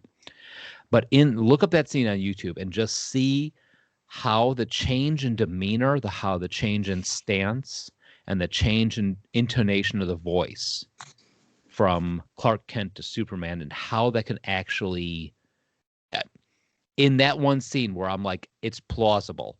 I could buy it that guy was Superman and we would never know. And then watch She's All That. Very same principle. I'm making a goddamn point, Joel, and you're like a friggin' needle to a balloon. But she has glasses and a ponytail and paint on her overalls. She can't be attractive. No. You know what? And my issue isn't even with the actors of Superman. I think, in the movies, I should say, Christopher Reeve, I think, was fine. I think I'll be honest. I think Brandon Routh was actually fine. I really like him. Henry Cavill is not bad either. The problem is with the new one, Henry Cavill. Like, he gets out and he puts on a suit. You're like, dude, that guy is built like a brick house. Shit, brick house here. That guy doesn't look like he's fooling anyone. I Did think you just say a shit brick house? Yes, I He did. did, It's a and he was shit. hoping you wouldn't pick up on that either. House. You know what? I committed to it. And I just kept going, so I was hoping. I'm with Title for the Jason. show, shit Thank brick you. house. No, that's not the title for the show. I can't put cuss words in the title. But I mean, that was my issue. I never had any problem with the actors. It's just I think it's a very bland character. I mean, I even had a subscription to the Superman comic books when he was coming back from the dead and everything. And like even reading those, I'm like, okay, this is about the most interesting Superman's ever going to be, and he's still not interesting to me. Mm-hmm. And I think that was the biggest issue with him. I was just like, eh. And I don't even need him to be dark. I don't need every character to be dark. I mean, but Flash isn't a dark character, but he's enjoyable. Of course, Well, and everyone. you're with the Flash, you're kind of tapping into the Spider-Man mechanic. Mhm. The Flash is a villain. young kid. He's young. He's got foibles. He's not perfect. He doesn't do everything right. Spider-Man and the Flash, especially the Flash, the way they're presenting him in the DC extended universe, he's more identifiable. You can Mhm. say, "Wow, he's a superhero," but he has the same problems that I do. Like Yeah. Spider-Man. You know, yeah, he's a Superman, but he can't let anybody know it, and he still gets picked on in high school too. That's Yeah. why Spider-Man and the Flash are such great characters, as compared, like Superman. Yeah, it's like, yeah, you're Superman, but I mean, you know, what plot can you throw at God that he can't figure out? Well, I it's saw also- Smallville. He got picked on a whole hell of a lot. Yeah, a little Mike. different. Where's our That's just ambush because they- bug movie? I'm Well- with you, Joel. I mean, I they think tied it's him to just a tree like one of your neighbors in that show. He was a scarecrow, wasn't he? They made him a scarecrow. Yeah, in like the pilot or something. And I think it goes back to kind of like in anything in boxing or UFC, heck, even wrestling. You're only as good as your competition, as your villains. Mhm. And I don't think I think Flash and Spider-Man, Batman, those have some really good rogues gallery, characters. Superman, like you said, okay, you got Brainiac, yay, and Lex Luthor, and that's about it. Yeah, I Lex mean, Luthor Mr. Sorry. Mixelflick. You mix. sorry, Bizarro Superman? no. Doomsday? no. Come on, I mean, and Lex Luthor. Yeah, but- let's just put it this way: Lex Luthor is just Bruce Wayne in the other direction. Mm-hmm. I think it could be Bruce Wayne on any day, actually. Depends on him. It depends if Ben Affleck's mad. I'm pissed at the world today. Damn you, alias. That would be an interesting twist. Find out that Lex Luthor and Bruce Wayne are actually the same person. I'm sure it's been done in one of the DC comic You know- books. I'm sure. I swear to God, if that shows up on a comic book shelf at one point or another, I'm driving to where you live and kicking you in the nuts too. He's in Cincinnati. I'll tell you the address offline. Oh, you live in Cincinnati? Forget it. That's enough, man. That's punishment enough. Oh man. Glad This Brian and is I the don't live in hometown. Cincinnati. Woohoo! Brian, what do we got for the next Well, question? technically, I don't live in Cincinnati. I'm a mile outside the city limits. That's Me like too. That's like saying I've got herpes, but I don't have a lot of outbreaks. You know, turkeys can't fly. God is my witness. They're just dropping. They're hitting the ground like bags of wet cement. God, I love that.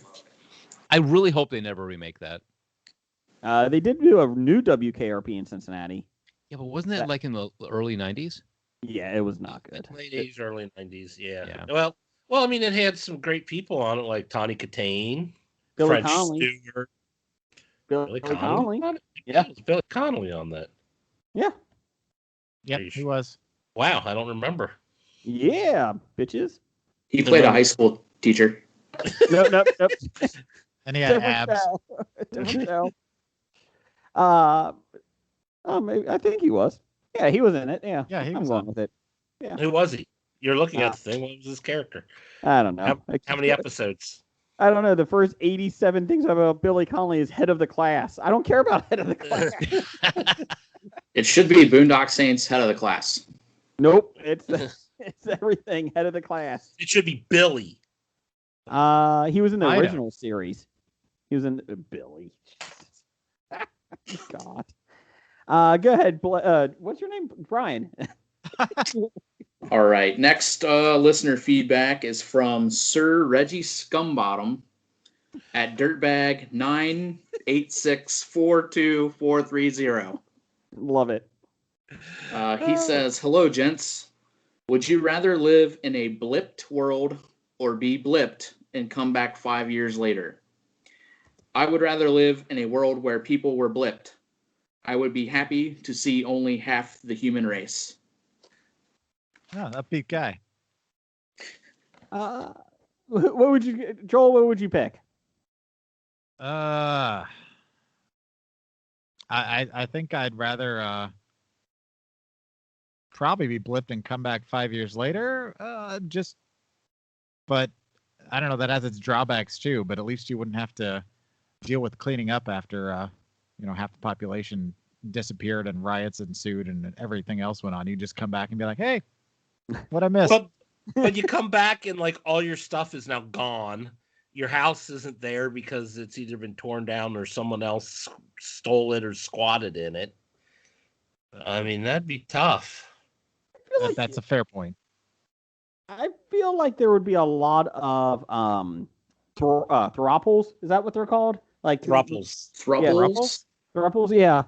With marriages, 3 people being married, because if you blipped away, I figure your significant other probably has moved on in 5 years, so that could be interesting. I feel like that would be the new norm in the world. That's what you take from that. Is that's a weird road to go down, dude. Thruples would become the new norm. Who doesn't want a good throuple? What would happen if half the universe got blipped out of existence? I could get a threesome. It's not a threesome. It is a loving relationship between 3 people. It's not just about sex. Come on now. It's all You about can that consummate that in the brick tips shithouse. That throuple couple on House Hunters taught me that. Okay, that's what they taught me. You watch House Hunters? Oh God, yeah, I have And it. he reads DVR. Bride magazine. Okay. One day I'm going to be the bride. Okay. This Not is like like a weird game of Clue. Brian, what are you picking? I'll live in it. Live in it? Yeah, see what happens. Jeff? I don't know.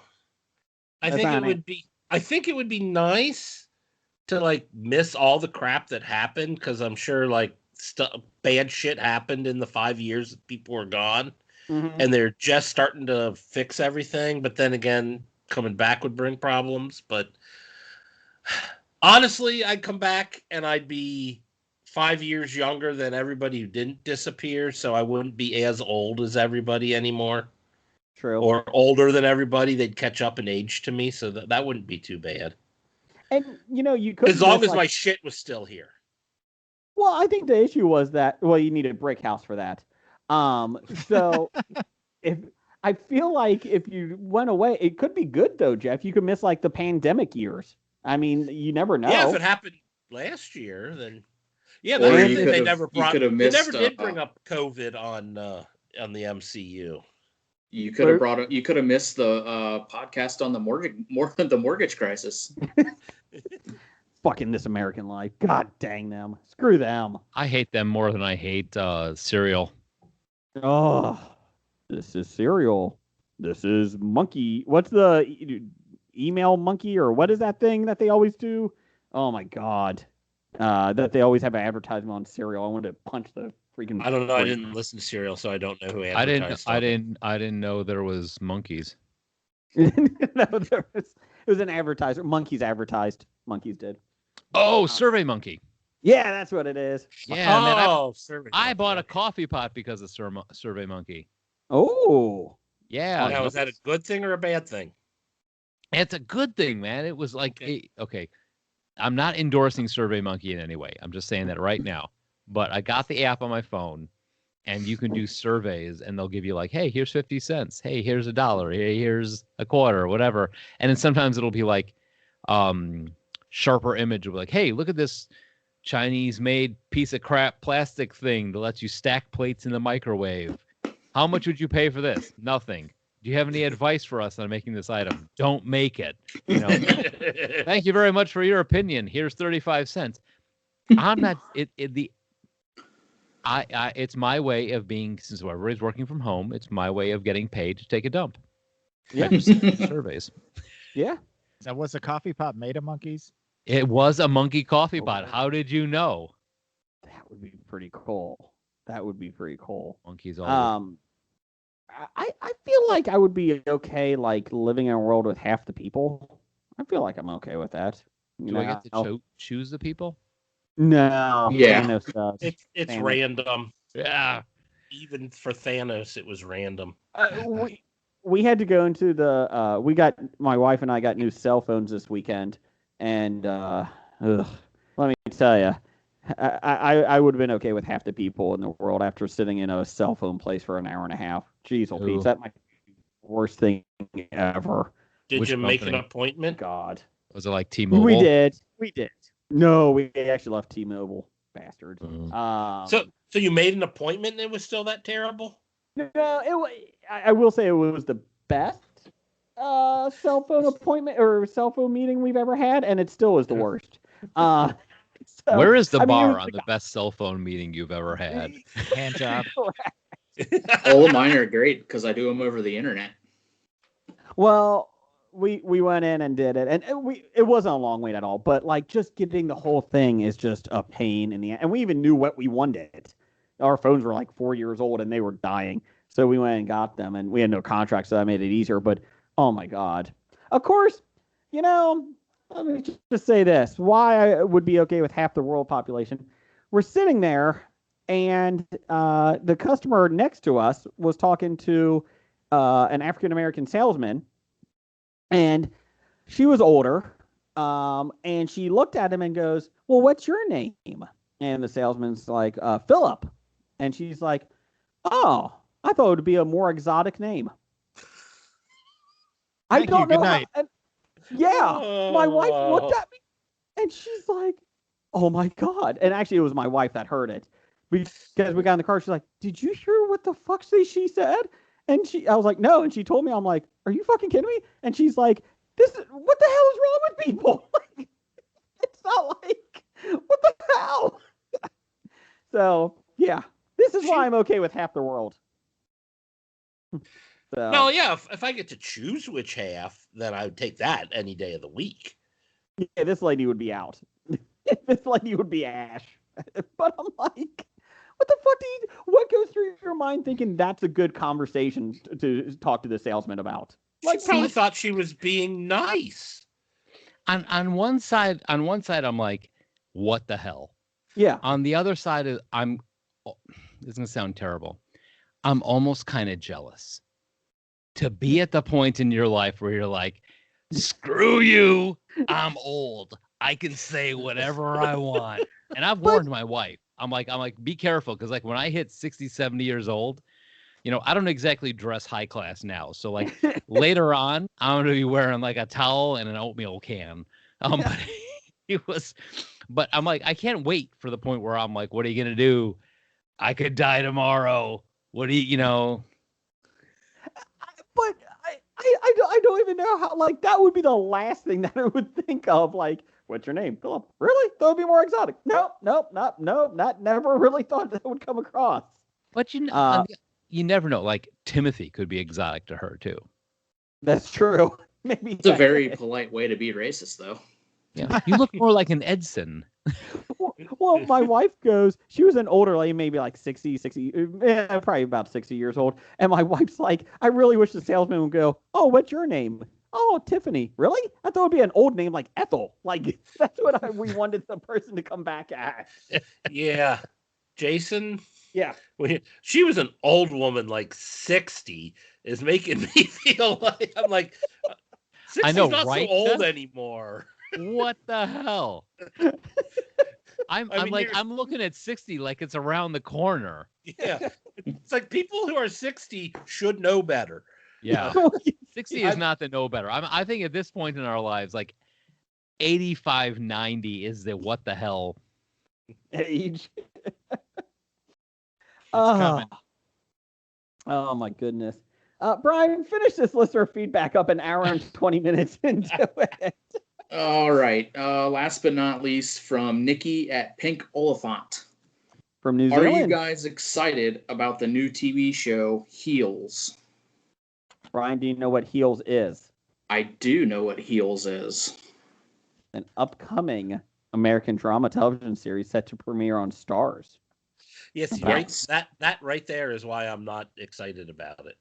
Because it's on Stars? It's on Stars. I'm not paying. Oh my God, I'm 100% in on this. Two brothers and rivals, one a villain or a heel in the wrestling ring, the other a hero or face. Play out in scripted matches as they war over their late father's wrestling promotion, vying for national attention in small town Georgia. We're 48th in the education system. Let's see. Someone's gonna make Illinois look good. Don't worry, Mississippi, Arkansas, Louisiana, and Georgia do that. You're fine. Oh, Yeah, you know what? I'm going to tell you right now, Mississippi actually has a better credit rating than Illinois right now. Ouch. Starring Stephen Amell, Alexander Ludwig as Ace Spade and Jack Spade, and Chris Bauer from Joel 48. Murray's in it. Don't forget Joel Murray. Is he? Joel Murray's in it? Oh, Yep. well. Joel Murray. Huh. He's the good Murray brother. It's directed by Peter Segal. I don't know if that's good or bad because you might get the good Peter Segal or Hancock Segal. I'm a little worried. I don't know why he's the good Murray brother. God. I like Joel Have you seen Dharma and Greg? Have you seen God that Bless one? America. That movie is amazing. Bobcat Goldthwait. God Bless America was pretty amazing. Shit, what the hell was the name of that John Cusack movie? John Cusack and One Demi Crazy Moore. Summer. One Crazy Summer. Yes. Identity? Oh my God. Is he actually a Murray brother? Yeah. Oh my Brian, God. Bill, and Joel.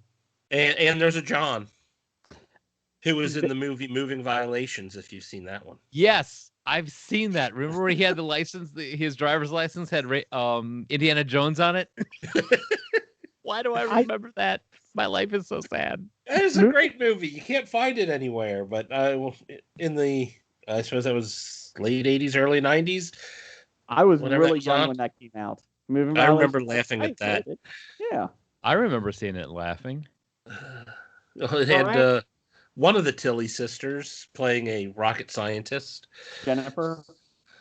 I can't remember if it was Jennifer or Meg. Roberta. I think it was Roberta. Shut up, Meg. Brian, are you excited about this? About Heels? I am excited and looking forward to it coming out.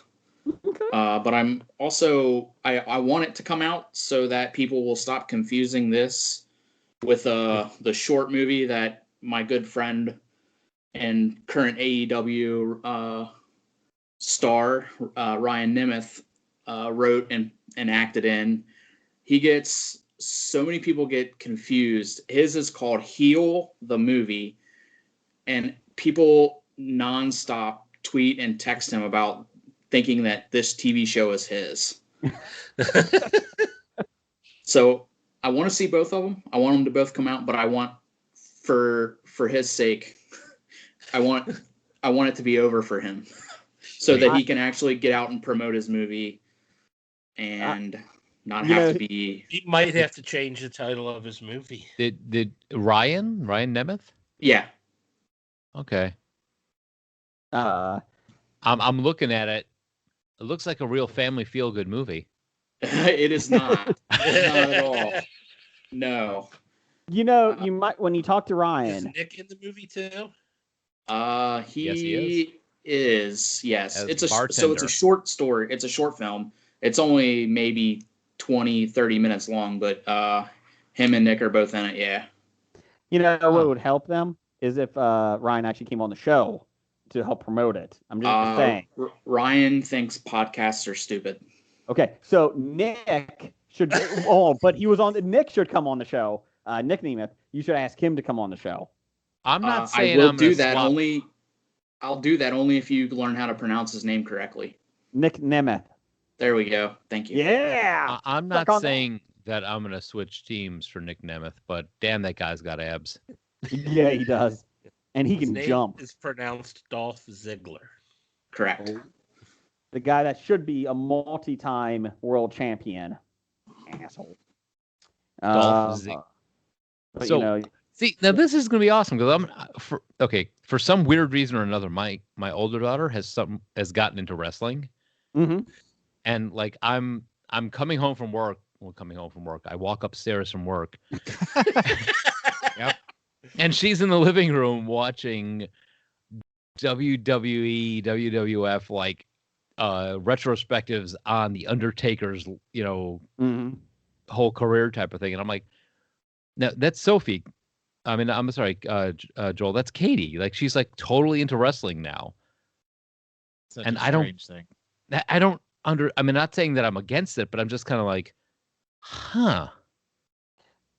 So I'm only one step away from Dolph Ziggler now.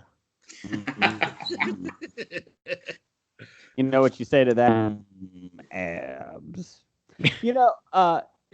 Joel, Mike, next time Blake is on your show, I think you should have him on the show just to talk wrestling because he's a huge wrestling fan. Huge. Oh, him and Pat would go on for hours. And actually, Blake hates it. He despises it. He mocks me every time.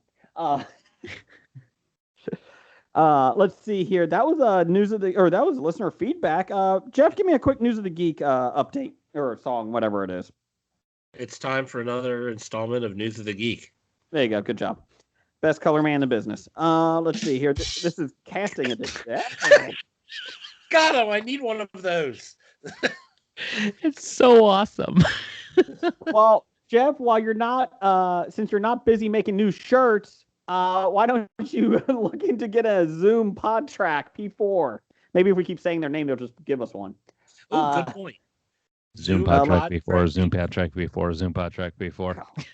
If you say it 3 times in the mirror, it appears. I hope so. I hope so. Per comicbookmovie.com, Dame Helen Mirren from Red 2 and Fast and Furious 9. God, that hurts me that she's in that movie. Has joined the cast of Shazam, Fury of the Gods as the villain. Let's see here. Let us know who the villain is ahead of time. I hate when they do that. According to Hollywood Reporter, she's playing Hespera, the daughter of Atlas and sister of Rachel Zegler's mysterious character. Atlas is a mega powerful Titans of Myth, one of the 6 gods who imbues Shazam with his abilities. Let's see. In Greek mythology, Hespera is the spirit of immortality. And one of the, I don't even know, he tends the golden apples of immortality. Damn it. I'm not even How drunk are you, Brian? Brian's drunk. Every time Brian takes a drink every time Jason mispronounces a word. So, we should do that on our show, Joel. I get you guys drunk before we got to the twee. We'll never finish. Mirren's got it.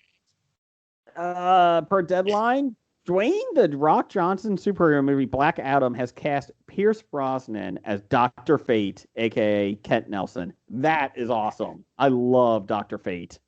Sorry, I had to refill. Somebody was going to say that about Dr. Fate? What? Oh, I was going to say, I think that's a great casting. I think Pierce Brosnan is amazingly underutilized. And after seeing him in Mamma Mia? No. Mamma Mia James Bond. No. Isn't he in Not Suicide Squad, Doom Patrol? Is he? That's Brandon Fraser.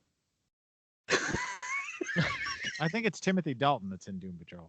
Oh, okay. Yeah, there James you go.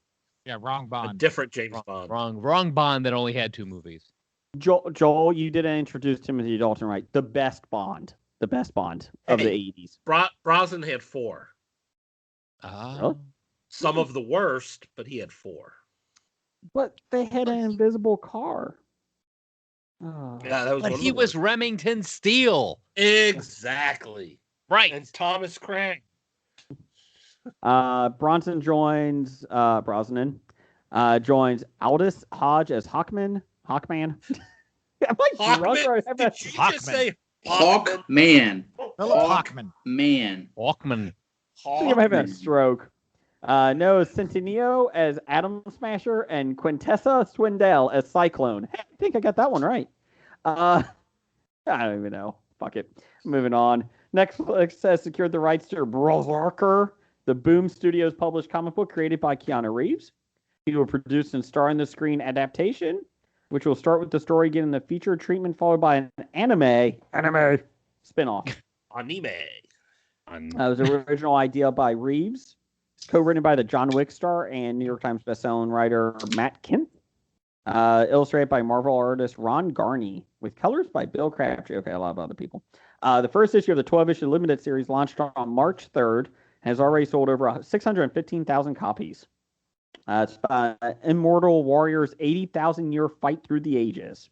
The man known only as B is half mortal and half god, cursed and compelled to violence. Aren't we all?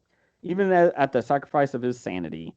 After wandering the earth for centuries, B may finally have found a refuge, working for the U.S. government to fight the battles too violent and too dangerous for anyone else. In exchange, B will be granted the one thing he desires, the truth about his endless, blood-soaked existence and how to end it. So there you go. I think Paper Street, comic book store in Cincinnati, they have an autographed copy. Is that correct? They do, yes. Was it $1,000 or something? It is $2,100. Oh. It's a stimmy and a half, as Jimmy told me. Well, Brian, you're married. You could you could do this. You know, when your 2019 tax return comes back, you could buy it. Yeah, any day now. Have you gotten that back yet? 2019. No. Every week, I'm hoping that you get this money back. The government is really quick about a lot of stuff. The government owes all of us quite a bit of money, in my opinion. Okay, so I messaged my daughter and just said Dolph Ziggler to her, and her reply was, "Oh, cool, I like him. He chained a guy to one of the ring posts and dumped dog food on him." As you will. Yep. That's awesome.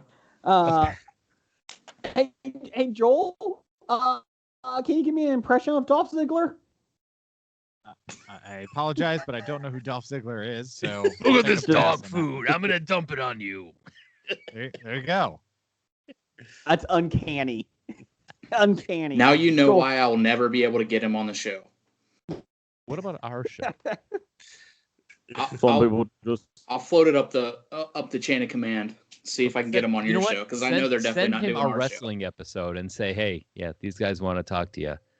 They'll wear tight." Listen up, brother. Don't you be stealing our future non-guest. Oh, yeah.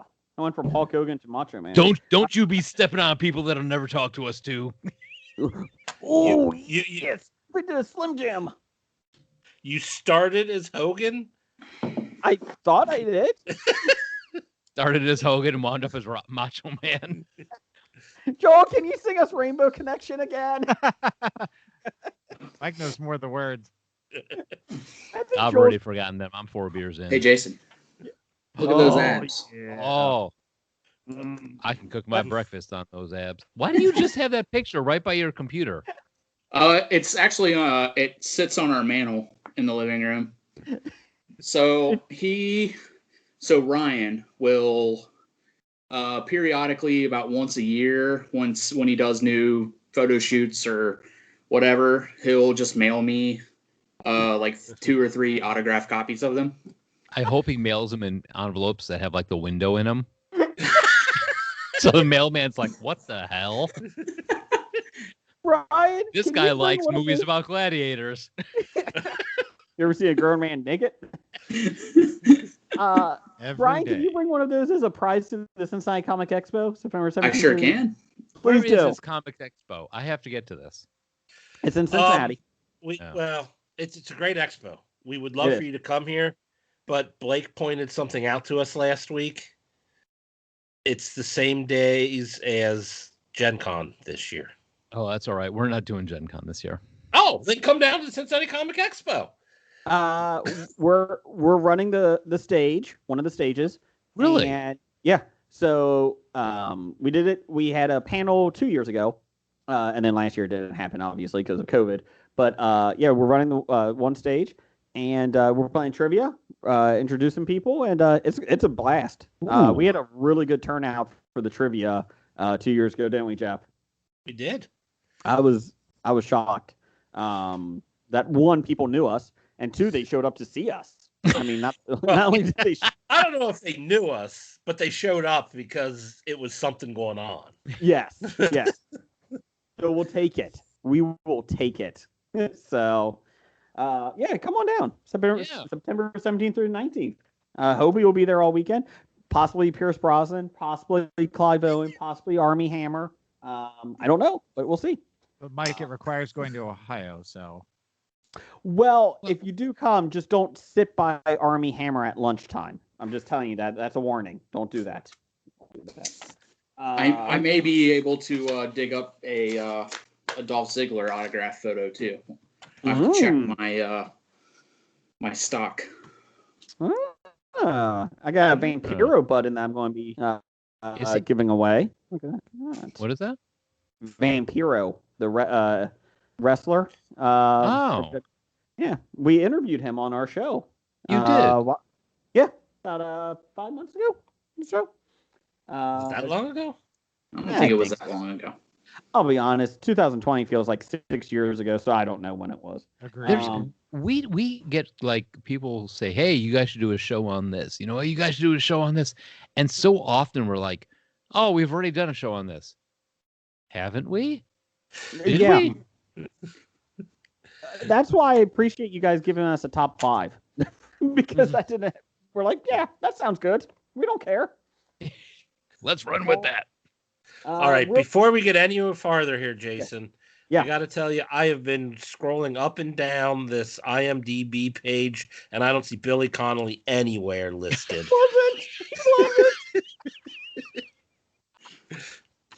I knew it would bug you. I mean, I forgot Michael T. Williamson was in it, but no Billy Connolly. Nope, no Billy Connolly. He was still in Britain at the time. Jeff, let's get some box office news and world reports. Oh, yay. All right. This week in the box office news, number 1. Nobody made $6.7 million in its opening weekend on a $16 million budget. That is a low budget for a movie these days.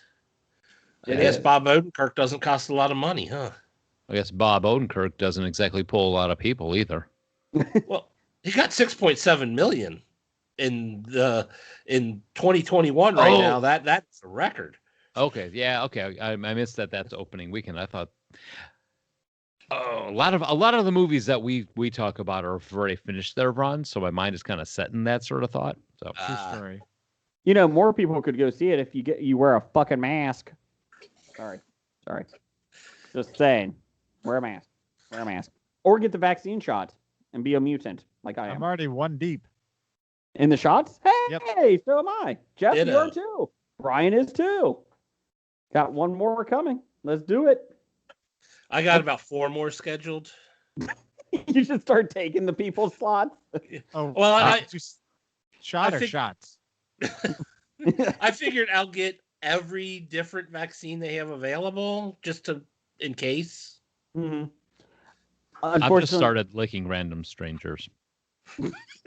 You've been doing that for years. That's what I'm saying. I'm like, this, bring it on, COVID. I've been licking strangers for the last 38 years. I'll be honest, that's the reason I got the vaccine, just so I could lick strangers and be okay. That's why I did it. I love it. Okay, I know that's not true. No, that's not. My suggestion, start with the back of the neck. They never expect that. It's true. Anyway, number 2 this week at the box office, Raya and the Last Dragon made $3.5 million, bringing its total to $28.5 million on its $140 million budget. It did make its money back worldwide, and that also doesn't include the Disney Plus money. Great film. Go see it. Number 3, Jason's favorite Tom and Jerry made another $2.5 million, a total of $37 million on a $79 million budget. Shitty film. Don't go see it. I have no desire to see that film. How in the world? Okay, first off, HBO Go, stop shoving Tom and Jerry in my face. Yeah. Second of all, who in their right mind said, all right, you know what we need here? It's 2021. Somebody wants a cartoon from the 1970s and 60s. I just assume they talk like that. One of our listeners did say that they think every actor and actress in it literally had one committed film left on their contracts with the studio, and they're like, "You're fucking in Tom and Jerry, and we'll let you go out of this contract." And that's you got 3 lines. Say them, and you're out. What else, Jeff?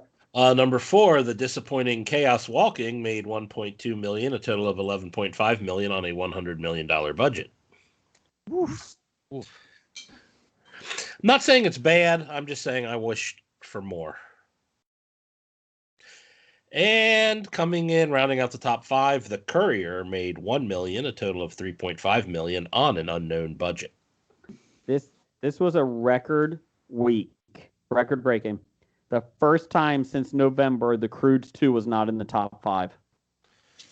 It was number 6. Oh, Just missed. oh, yeah. 80? The Croods 2. However many weeks that is. Kiss the top 5 goodbye. Yep. What do we got upcoming, Jeff? Upcoming, we have The Boonies. That's a movie where campers find themselves in a fight for survival against a clan of cannibals in the Appalachian woods. As you do. Starring Daniel Johnson, James Quinn, and Brian Balog. See what I did there, Jason? I actually looked up the movie so you wouldn't give us a crappy-ass fake synopsis. I actually had a real one for... Go ahead. Keep going. Go ahead. Brian Balog? I thought that said Balrog. Yeah, you shall not pass. That's what I was saying. Yeah, that's what I thought. I almost said it too, but I'm like, I can't mispronounce it, or Jason will like, see, everybody does it. That's my impersonation of Jason. That was pretty good. Also, we have Godzilla versus Kong. Let them fight. I cannot wait for this movie. God, I cannot wait. Great. Tickets for Sunday. We're going. I'm watching it on HBO Max. Tomorrow. I had to go to the theaters. It is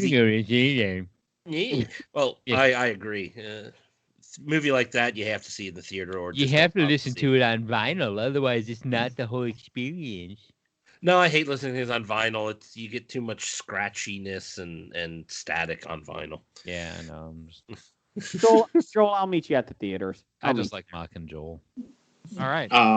Joel, you can come over and listen to vinyl at my place anytime you want. Sweet. It's not records. It's literally just him rubbing 2 pieces of vinyl together. Oh, It's like, Well, hey, Joel, listen to this. While looking at abs of a wrestler. Well, anyway, Godzilla vs. Kong is the next epic chapter in the cinematic monsterverse that pits 2 of the greatest icons in motion picture history against one another. The fearsome Godzilla and the mighty Kong, with humanity caught in the balance. Again. It stars Alexander Skarsgård, Millie Bobby Brown, and Rebecca Hall. And Godzilla and King Kong. Okay. And Ron Livingston. Well, that wasn't in the top 3 things listed on IMDb. So, What else we got? we've got the movie Jason should be looking forward to, The Girl Who Believes in Miracles. Coming age of story of a woman who grows up watching college coach Herb Brooks helm the 1980 U.S. men's Olympic hockey team. Brings a unique and brash style to the ice. Can they actually beat the famous Russian team? Okay, fuck you. No, the plot is, unlike most people, young Sarah Hopkins is willing to take God at his word. So when she hears a preacher say faith can move mountains, she starts praying. What begins with a mysteriously healed bird leads to people suddenly cured of their misery and misfortune all over town. But the overwhelming crush of notoriety and press attention soon take its toll on Sarah Will her family be able to save their miracle girl before it's too late? Starring Jason's favorite actor, Kevin Sorbo. Oh, this movie. All right. I'm going to say this right now. I am a Christian. I'm a devout Christian. This movie is shit. But it's Kevin Sorbo. Okay, I'll give it for Kevin. I'll give it 1 point for Kevin Sorbo because of Hercules. But screw this Joel Osteen bullshit. Okay. Absorbed. Joel Osteen absorbs everybody who dies when we talk about him on our show. Oh no. I'm Joel Osteen. I'm a car salesman, but send me some money. I'm okay. So I don't know if you guys ever go to the website called the Babylon Bee. Yes. It's hilarious. They had one that was like, what does your pastor's hairstyle say about you or say about your church? And it had one of the hairstyles was the Olstein. And it said, if you go to this church, you may be going to a heretical church. You may want to rethink where you go every Sunday. Not a fan of Olstein whatsoever. I don't understand how people give him money. I don't get it. Any of them. PayPal, Venmo, You know what it is? checks, Yeah, Checks. PayPal, checks, Bitcoin. envelopes full of cash. children. Pennies. Yeah, I mean, here's the thing. Okay, now I'm gonna get into a weird area for me. He what he preaches is really aggravates me because he's like, God wants you to succeed and he wants you to have everything you've ever desired. And if you don't have it, you're just not praying hard enough. And it pisses me off because I'm like, you know what? I don't have everything I desired. And it's not that I'm not praying hard enough. It's just life sucks and shit happens.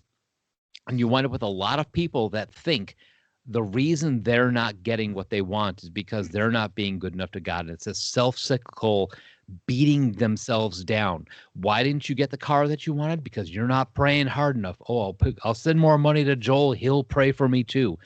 And yeah, I'm sorry. Joel knows where I go on this. Okay? So let's put it this way. I used to go face to face with the street preachers when Gen Con was in Milwaukee. And I'm Lutheran and I channel Luther real good. Give me a stein of beer and I cut the little thing on make myself the little monk cut too. So, but anyway, I'm sorry. I digress. I really friggin' hate Joel Osteen. Do you think if I pray hard enough, they will make Beverly Hills Cop 4? I think if you pray hard enough, they won't make Beverly Hills Cop 4. Yeah. That's a foregone conclusion. It's happening. I get. I mean, Joel Osteen is just something that is like the success of him makes me angry. I don't. There's so many of those guys too. Like that network of television preachers. Mm-hmm. It's mind-boggling how much money. And all it does is send people into despair. Yes. And it's like But go ahead. I was going to say the one guy blew away COVID. He blew away Pastor COVID. Kenneth. Remember? Oh my God, Kenneth. Yeah. He blocked me on Twitter, so He did. That's a badge of honor, sir. That is a badge of honor. Oh, I wear it very proudly. I got blocked on Twitter by Bernie Sanders, so that tells you something. Ooh. Wow. Jeff, what else we got? We have Every Breath You Take. Ooh. A psychiatrist whose client commits suicide finds his family life disrupted after introducing her surviving brother to his wife and daughter. It's a pretty bad psychiatrist, then. It stars Michelle Monaghan, Sam Claflin, and Casey Affleck. Yeah. Affleck. Yeah. Fuck Affleck. But it's got Michelle Monaghan. Yeah. What else, Jeff? Wrap this sucker up. Yeah, this And Sam Claflin. Oh, two. what else? We have The Unholy. Ooh. That is a hearing impaired girl is visited by the Virgin Mary and can suddenly hear, speak, and heal the sick. As people flock to witness her miracles, terrifying events unfold. Are they the work of the Virgin Mary or something more sinister? See, this is actually The Girl Who Believes in Miracles. They just changed the title. It's actually the same exact movie. The same thing. With a way better cast. Yes. This stars Jeffrey Dean Morgan, Cricket Brown, and William Sadler. Carrie Elwes, isn't it? Joel Osteen. What else we got, Jeff? And rounding out our list of things coming out, we have Blood Brothers. Two brothers' relationship strains when the younger one receives news of a strange inheritance complicating their competition for a mysterious young woman who arrives on their island. The entire family reaches a breaking point brought about by startling revelations about their mother's fidelity, love, friendship, and betrayal. I'm so in on this movie. It's got Gordon Clapp in it. From NYPD Blue? Huh. Oh, I thought that was an STD. My bad. Yeah, Christopher James Baker, Jacqueline Bisset, and Gordon Clapp. Jacqueline Bisset. I didn't realize she was still alive. Neither did she. Let's see here. Thank you, Jeff. You did a great job with that. Wonderful job. Top 5 this week. Top 5 favorite Bruce Campbell roles. This is brought to you by the guys from 40 Go on 14. So we appreciate that. Joel, we'll do them in order. We'll do number 5, and then we'll go to the next person and all that stuff. And if somebody else has your pick, just let us know, and we can, kill them. We can take it off the board. Put it on the board. So Joel, what is your number 5 pick for favorite Bruce Campbell roles? Now, see, I got a little nuts with this, and I took it out to about 12. But you hobied it. Okay. So number 5, I have Army of Darkness, aka Evil Dead 3. That's the one with the chainsaw, right? For the arm. Well, you got that's all of them. So wait, are you saying Ash is your number 5? Well, we're talking about the movies, right? His best roles. I was doing characters. You could do characters. You can do roles. I'll be honest. Blake half the time doesn't even do the correct top 5. So don't worry about it. Don't worry about it.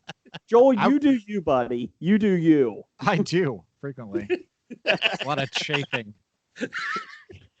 Use some of that vinyl next time. I told you, man. Lanolin, you don't need any of that LO crap. Yeah, I went with actual movies that he was in. Okay. Preferably starring roles versus ones where he was, like any of the Sam Raimi movies, like the Spider-Man where he pops up. Yeah, I skipped those. Yeah, I did. Brian. Poor Brian. Mike, what's your number 5? Number 5, I have him as Autoclus from the Tales of Hercules and Xena shows. That was number 4 on my list. Put it on the board. Look at that. Number 5 for you? Mainly for Xena, not necessarily Hercules, because Xena was much better. Lots of Kevin Sorbo talk today. Lots of Kevin Sorbo talk. Brian, number 5. Number 5 for me, I have ring announcer from Spider-Man. Nice. That was good. I like that one. Jeff, number 5. My number 5 was Briscoe County Jr. from the Adventures of Briscoe County Jr. I will fight you. Okay. Is that on your list? That is on my list. What number? 2. Oh, I'll put it on the board. Look at that. Joel knows, I am a huge Briscoe County Jr. fan. Yeah, it's something we share. I'm shocked that Fox canceled something good. Let's see. My number 5. I went a different route. I didn't realize that, I was like, I haven't seen a lot of Bruce Campbell films or roles, or at least I didn't think so. So I just did my favorite Bruces. Just Bruce. Thanks, Jason. Thanks for that. Number 5, Bruce Valanche, because it reminds me of Jeff. Oh my God. I sound just like Jeff? You're telling me that? What are you doing Harvey Firestein for? Come on. That's not Bruce Valanche. You're welcome, Jeff. So that's Bruce Valanche. That's actually, I could have Hobie with Bruce because I always call Jeff Bruce, even though it's a different comedian. But, same thing. Completely nothing similar other than the name Bruce. My number 4 is because I'm a huge Arizona Cardinals fan, Bruce Arians, the ex-coach. Really like him. Glad he went to Tampa and won a Super Bowl. He's a nice guy. Deserves it. So that's my number 4. That's football. Brian wants to reach through the internet and beat the shit out of you. See, Brian, you just have to make up your own top 5. If you don't like the one you're given. Number 4 for you, Jeff. Oh, that was what's his name from Xena, Autolycus. Gotcha. So don't worry about you. Number 4 for you, Brian. Number 4 for me is the snooty Usher from Spider-Man 2. Oh, that was my number 3. Jeff's not even going to have a list. Number 4 for you, Mike. Surgeon General from Escape from L.A. Oh, God. That was my number 2. Number 2? Yeah. You call yourself a Bruce fan? No, I do not. See, now hang on. Now I have to buy a book because I have to write how many people I'm getting a kick in the nuts when I see them. I've literally seen Burn Notice. Oh, I could have put that on my list. Damn it. I haven't, so that's one thing I couldn't put on my list. Pretty, and the Spider-Man movies. Like I've never really seen him in anything. Aww. See, you should have done favorite Bruce's. It works. I keep telling my wife, I'm like, eventually I'm going to achieve Bruceness, and you're going to be married to Bruce Campbell. So just get ready for it. It's coming. Oh, it's coming. Joel, attest to me on this one that I am eventually going to become Bruce Campbell. I can. That's my goal in life. My biggest disappointment was years ago. I was on a business trip, and I don't even know. I think it was in Cleveland, and there was a comic book convention, and I went to it, and they had Bruce Campbell there, autographs for $40. Nothing. It was before he really became a pop culture phenom. And how long ago was this? He was a pop culture phenom in the 90s. Probably 17 years ago, 16, and I didn't get his autograph, and I should have. That was my downfall. He's still alive. Right. It's not like it's Stan Lee or anything. Well, everybody that I get an autograph from, they usually die. Adam West, so one. Anyways, Joel, what's your number 4? Well, since I went the Jason route and messed up the list, my number 4 for best Bruce Campbell performances is Ash vs. Evil Dead, the series. Oh, see? You know what, Joel? This is why we're kindred spirits. I like this. I think so. What's your number 3? My number 3 is The Adventures of Briscoe County Jr., which when I went away to college, my mom was kind enough to tape the rest of the series for me since I didn't have, really access to watch it when I was at school. Nice. I completely understand that. I was not really able to watch it all that much when it was on because, I went to school in a place where we had no television reception. He was Amish. Number 3 for you, Mike? Number 3 for me is yes, Ash from Evil Dead and all the other Evil Dead movies. See, now you're just copying Joel. That's not cool. Come on. I will never. That's fighting words. There's another nut kick. Put on Gonna get a bigger book. No, Ash is my number 3. Okay. Number 3 for you, Brian. Number 3 for me is the Maitre D from Spider-Man 3. It all makes sense. 380 episodes in, I think her top 5 has jumped the shark. It's officially or just getting good. Jeff, number 3 for you. Which one was that? My number 3 was Snooty Usher from Spider-Man 2. You're awful, Jeff. My number 3 favorite Bruce is Bruce Campbell. I really liked him in Burn Notice. Wow.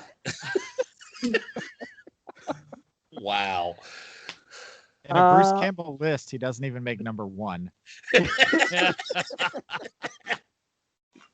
My number 2 is Bruce Dern. Mostly because I loved his role in The Burbs with Tom Hanks. So Red Don't forget Rover, Ed and Red his dead Rover said mother. right. Out of all the things that Bruce Dern did, that's the one you say is the I reason love The he's your Burbs. number 2 favorite. Yeah. Bruce. Easy Rider, forget it. Nope. The Burbs. Burbs. He's in season 3 of Mr. Mercedes. The Burbs. Yeah. Burbs. What a meatball. Number 2 for you, Jeff? Number 2 for me was the role of Doug Gilchrist, the brother of the president, in that one episode of 1600 Penn. I enjoyed that show. I was the only person I think that did enjoy that show, but he played Bill Pullman's brother. Digging deep there. Yep, that's No a deep one pull. has ever heard of a 1600 pen poll in a podcast in the last 5 years. Good job, Jeff. Good job. Take I that, like This the American show. Life. Yeah. Suck at it, American Life. Brian, whatever your name is, what's your number 2? So I hobied this one. Number 2, I had the Surgeon General of Beverly Hills from Escape from LA. And I also had Ed Billick from The Ellen Show. Oh. See, I 7 didn't remember episodes. him. Yeah, I didn't remember him from Ellen, and I was like, I guess it was after I stopped watching. Well, then again, I pretty much stopped watching when they changed the name from These Friends of Mine to Ellen. But It was no 1600 pen. Oh, it wasn't. 1600 Penn, much better. So good. So good. West Jenna Wing has Elfman, nothing on it. yes. It didn't. Number 2 for you, Mike. Number 2 for me is Briscoe County Jr. Because how can you combine Bruce Campbell and Show Enough and not just get some glorious, glorious TV out of it? That wasn't even on my top 5. I'll be honest. Oh. That's because his name was Briscoe, not Bruce. Exactly. Yeah. Exactly. Joel, number 2 for you. The original Evil Dead. Okay. I like how 3 of his 5 is the Evil Dead series so far. Evil Dead 2 hasn't been on the list yet. What's your number 1, Joel? Evil Dead 2, Dead by Dawn. I wrote an article about how the Evil Dead franchise is the only perfect franchise that has maintained consistency from beginning to end. Joel, I swear to God, I mean your whole list is like Ash. Would you But- think? Oh, good. Do you think the new Evil Dead has a place in that, Joel? I include that in there. Really? Fede Alvarez did a good job of taking something and making it the same but different. It's a little hard to watch because it's so aggressively violent, but I think it holds up. And I included other things. They just fell outside of the 5 window, like Bubba Hotep, Running Time, My Name is Bruce, Terminal Invasion, Man with a Screaming Brain, Moontrap, Maniac Cop. He's got a lot of other good roles, but Ashley J. Williams is his bread and butter. I was just curious because I've never seen the new one, so I was just wondering if it. I heard it was bloody, but I just haven't seen it yet. So I was just wondering. The episode we watched it for a show about a year ago, and the episode with the high school mascot is probably my favorite Of the show he's talking about. Yeah, Ash vs. Evil Dead. Yeah, Yeah, not the movie. Blake was a fan of that series too. Blake talked about that a couple times on our show. Let's see. Mike, what was your number 1? That's my why number Blake 1 gets invited back to their show. They got a connection there. Sam X. Yep, Burn Notice. From Burn Notice. Oh, okay. Yeah. While I mean, Ash is like he's a great character. He's a lot of fun to watch, but he's like a one-trick pony. Sam X, I think Bruce Campbell finally really came into his own and having the Campbellness of his presence on the show and still being a main character. Burn Notice is one of my favorite shows. I really enjoyed Burn Notice. Yeah, I really did. Never watched It was it. a great series. You really good should series. check it out, man. It's good stuff. Yeah. Brian, what's your number two? Number one. Number one for me is Bruce Campbell from My Name is Bruce. I thought that The was going to sequel. be on more people's list. The sequel to My Name is Earl. Jeff, is number not. one. Wow. You know, Billy Connolly was in WKRP. The new WKRP. Yeah. No. It's amazing how Not many even one shows Billy episode. Connolly actually was in. Yes. Number one for you, Jeff. My number one pick was when he played Santa Claus in The Librarians. Holy crap. I watched it. Wow. I don't think I you had don't know if that was a good holy crap or a bad holy No, crap. I haven't. My girls used to watch The Librarians all the time, and I haven't even thought of that show for a while. I thought of it when I looked through his IMDb. I'm like, oh, yeah, he was in that. Because I did watch The Librarians. While you were busy watching Burn Notice, I was watching The Librarians. Mm-hmm. Jeff, you really have the pulse of the pop culture world right now between 1600 Penn and The Librarians, man. You are just rocking. If you're going to bring up Bruce Campbell, how can you not talk about those? That wasn't even on my top five. My number one was Bruce from Finding Nemo. So, the shark. So, fish are friends, not food. That's a good impression. That's a good one, Joel. That's a good one. It's no, some people just want to watch the wood burn. But it's pretty damn close, Joel. I didn't know that Michael Caine was in Finding Nemo. Oh, Michael Caine. We had some listener Sexy feedback. Michael Caine. Had some listener feedbacks on these. Steve at ELIFM podcast had Darkman. He's at the end of it. Hudsucker Proxy. Yep. Burn Notice. Army of Darkness. And Congo. Oh, that's right. He loves that movie for some Mad reason. Gorilla. Sad Gorilla. Sad Gorilla. Pretty Amy. Pretty Amy. Let's see.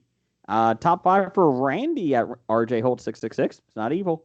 He's just handled that way. Yeah, all of them. Hercules and Xena. Briscoe County. And Sky High. Number one fan Doug really likes Sky High. And Jack of all trades. There you go. Oh, I forgot. Oh, I feel so terrible. I forgot about Jack of all trades. Fair, a lot of people did. Shut up, you. It's unfortunate. You know what, though? He's no Bruce Valanche. I will say that. I'm putting another note in my book. Don't get Jeff mad at you. Let's see here. Thank you for doing the bare minimum this week, Jason. You're welcome. I'll be honest. I'm okay with that. I'm okay with that. Maybe you are, but I'm not. Oh, well, tough shit. Kevin at Cincinnati Core had professionalism that I respect. thank you. Nope, that's not his. That's not. Nope. I don't know if we had any other ones. If we did, we'll put them on next week. No, Stork at Besotted Geek. He has Old Spice commercials. Elvis in the Bubba Hotep. I was Briscoe expecting County. more of that. Briscoe County Jr. Bruce Campbell in My Name is Bruce, sequel to My Name is Earl. And Ash Williams from the Evil Dead universe. So there you go. And let me see here. Just making sure we didn't miss anybody here. I think Brian Ow had Otoculus from Hercules and Xena. Briscoe County Jr., Jack of all trades, Burn Notice, and Army of Darkness. See? I didn't want to repeat everybody, so that's why I did the top five Bruces. I think that worked out well. I didn't want to actually give a list, so I made up something. Yep. Okay. Super down. Did anybody have any honorable mentions? I had enough time coming up with 5. Okay. Brian, let's wrap this show up with our top or uplifting and obituaries. Obituaries. Yeah, we forgot that last week. I'm glad I'm not dead. Yay. You're not supposed to sing anymore. We took that away from you, Jason. Tough shit. So was Joel. I did even less than you, Jason, for this part of the show because I didn't write it down. Oh, no one died. Great. No, Congratulations. plenty of people have died. Yeah. Well, as we were recording last week and we forgot to do it, George Siegel had passed away. George Siegel. And then the next day... Stop it now. What did he say? I think he was doing his George Siegel impersonation. It was either that or he was yelling at me to stop. That's not fair. Hang on. I can do a George Siegel impersonation. Mine. We went for the same joke, just a different way. Yeah. I hate that between us. Jason, do your George Siegel impersonation. I just did. He's dead. There you go. Joel, You know how the first thing you have to do in all your impersonations. I'm George Siegel. I'm dead. Okay.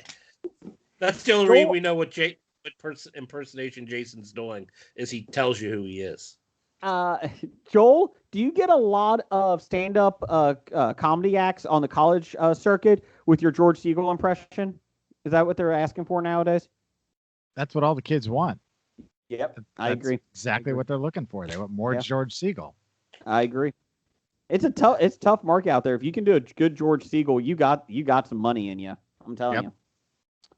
Anyway, the next day after George Siegel passed, Jessica Walter, who played George Siegel's wife in Just Shoot Me. Did she passed? George Siegel's all the way down.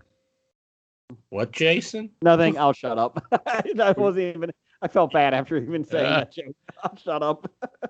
Well, we don't make fun of Jessica Walter. She did some of the best stuff in the last couple years or decades. There's always money in the banana stand. There we go. I think last week, remembering back, I think I just had Elgin Baylor was the only notable person. Yeah. Okay. Well, that was a shitstorm of a obituary section. Do better next week, Brian. Come on. Wow. Bad idea of the week. Bad idea of the week. Number 412. Having your secret identity only be glasses. That's it. 412. Do better. Whoa, Superman's here. Look at you, handsome devil. Oh, Brian, where have you been, Brian? Superman was just here. I was horseback riding. Oh, that's a code word. We haven't seen you stand up yet. Let's see here. Oh God! Please don't stand up. Actually, when he went to get the autographed picture, he stood up. So we saw that. Look at those abs, man. Let's see here. Titles for the show this week. Jeff, what you got? Let's see. Titles for the show. I got The Drug Deal Was Before the Ambulance. I think that was Teddy Ruxpin. If He's So Friendly, Why Is He in Chains? Twister, the Human Caterpillar version. Order the pizza and grab the bucket. That's One More Kick in the Nuts. My Children Are Raised Correctly. Doesn't say too much. Shit Brick House. Nope, can't do. You Would Need a Brick House. A Lot of Chafing. I had that one. Lots of chafing. Thank you for doing the bare minimum. And Superman Was Just Here. I had Not Even on My Top 5. Badge of Honor. You Do You. Joel Does Joel. Lots of chafing. And I Did Not Pray Hard Enough. So, let's see. I had the Waukegan Experience.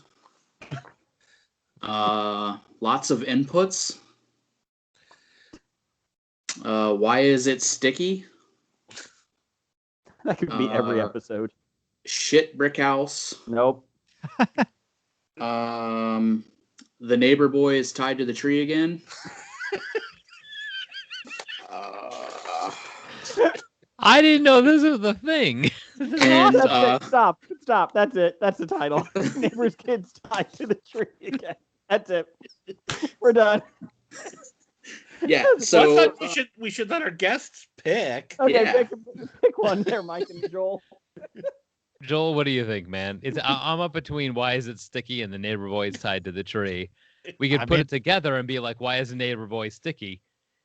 That might get us on another list. So yeah, That's not a good list. I think by their reaction that the neighbor boy being tied to the tree is the way to The go. neighbor boy is tied to the tree. I think we'll vote for that. Joel, Mike, thank you very much for coming on our show. Thank you, Yes. gentlemen. Thank you guys.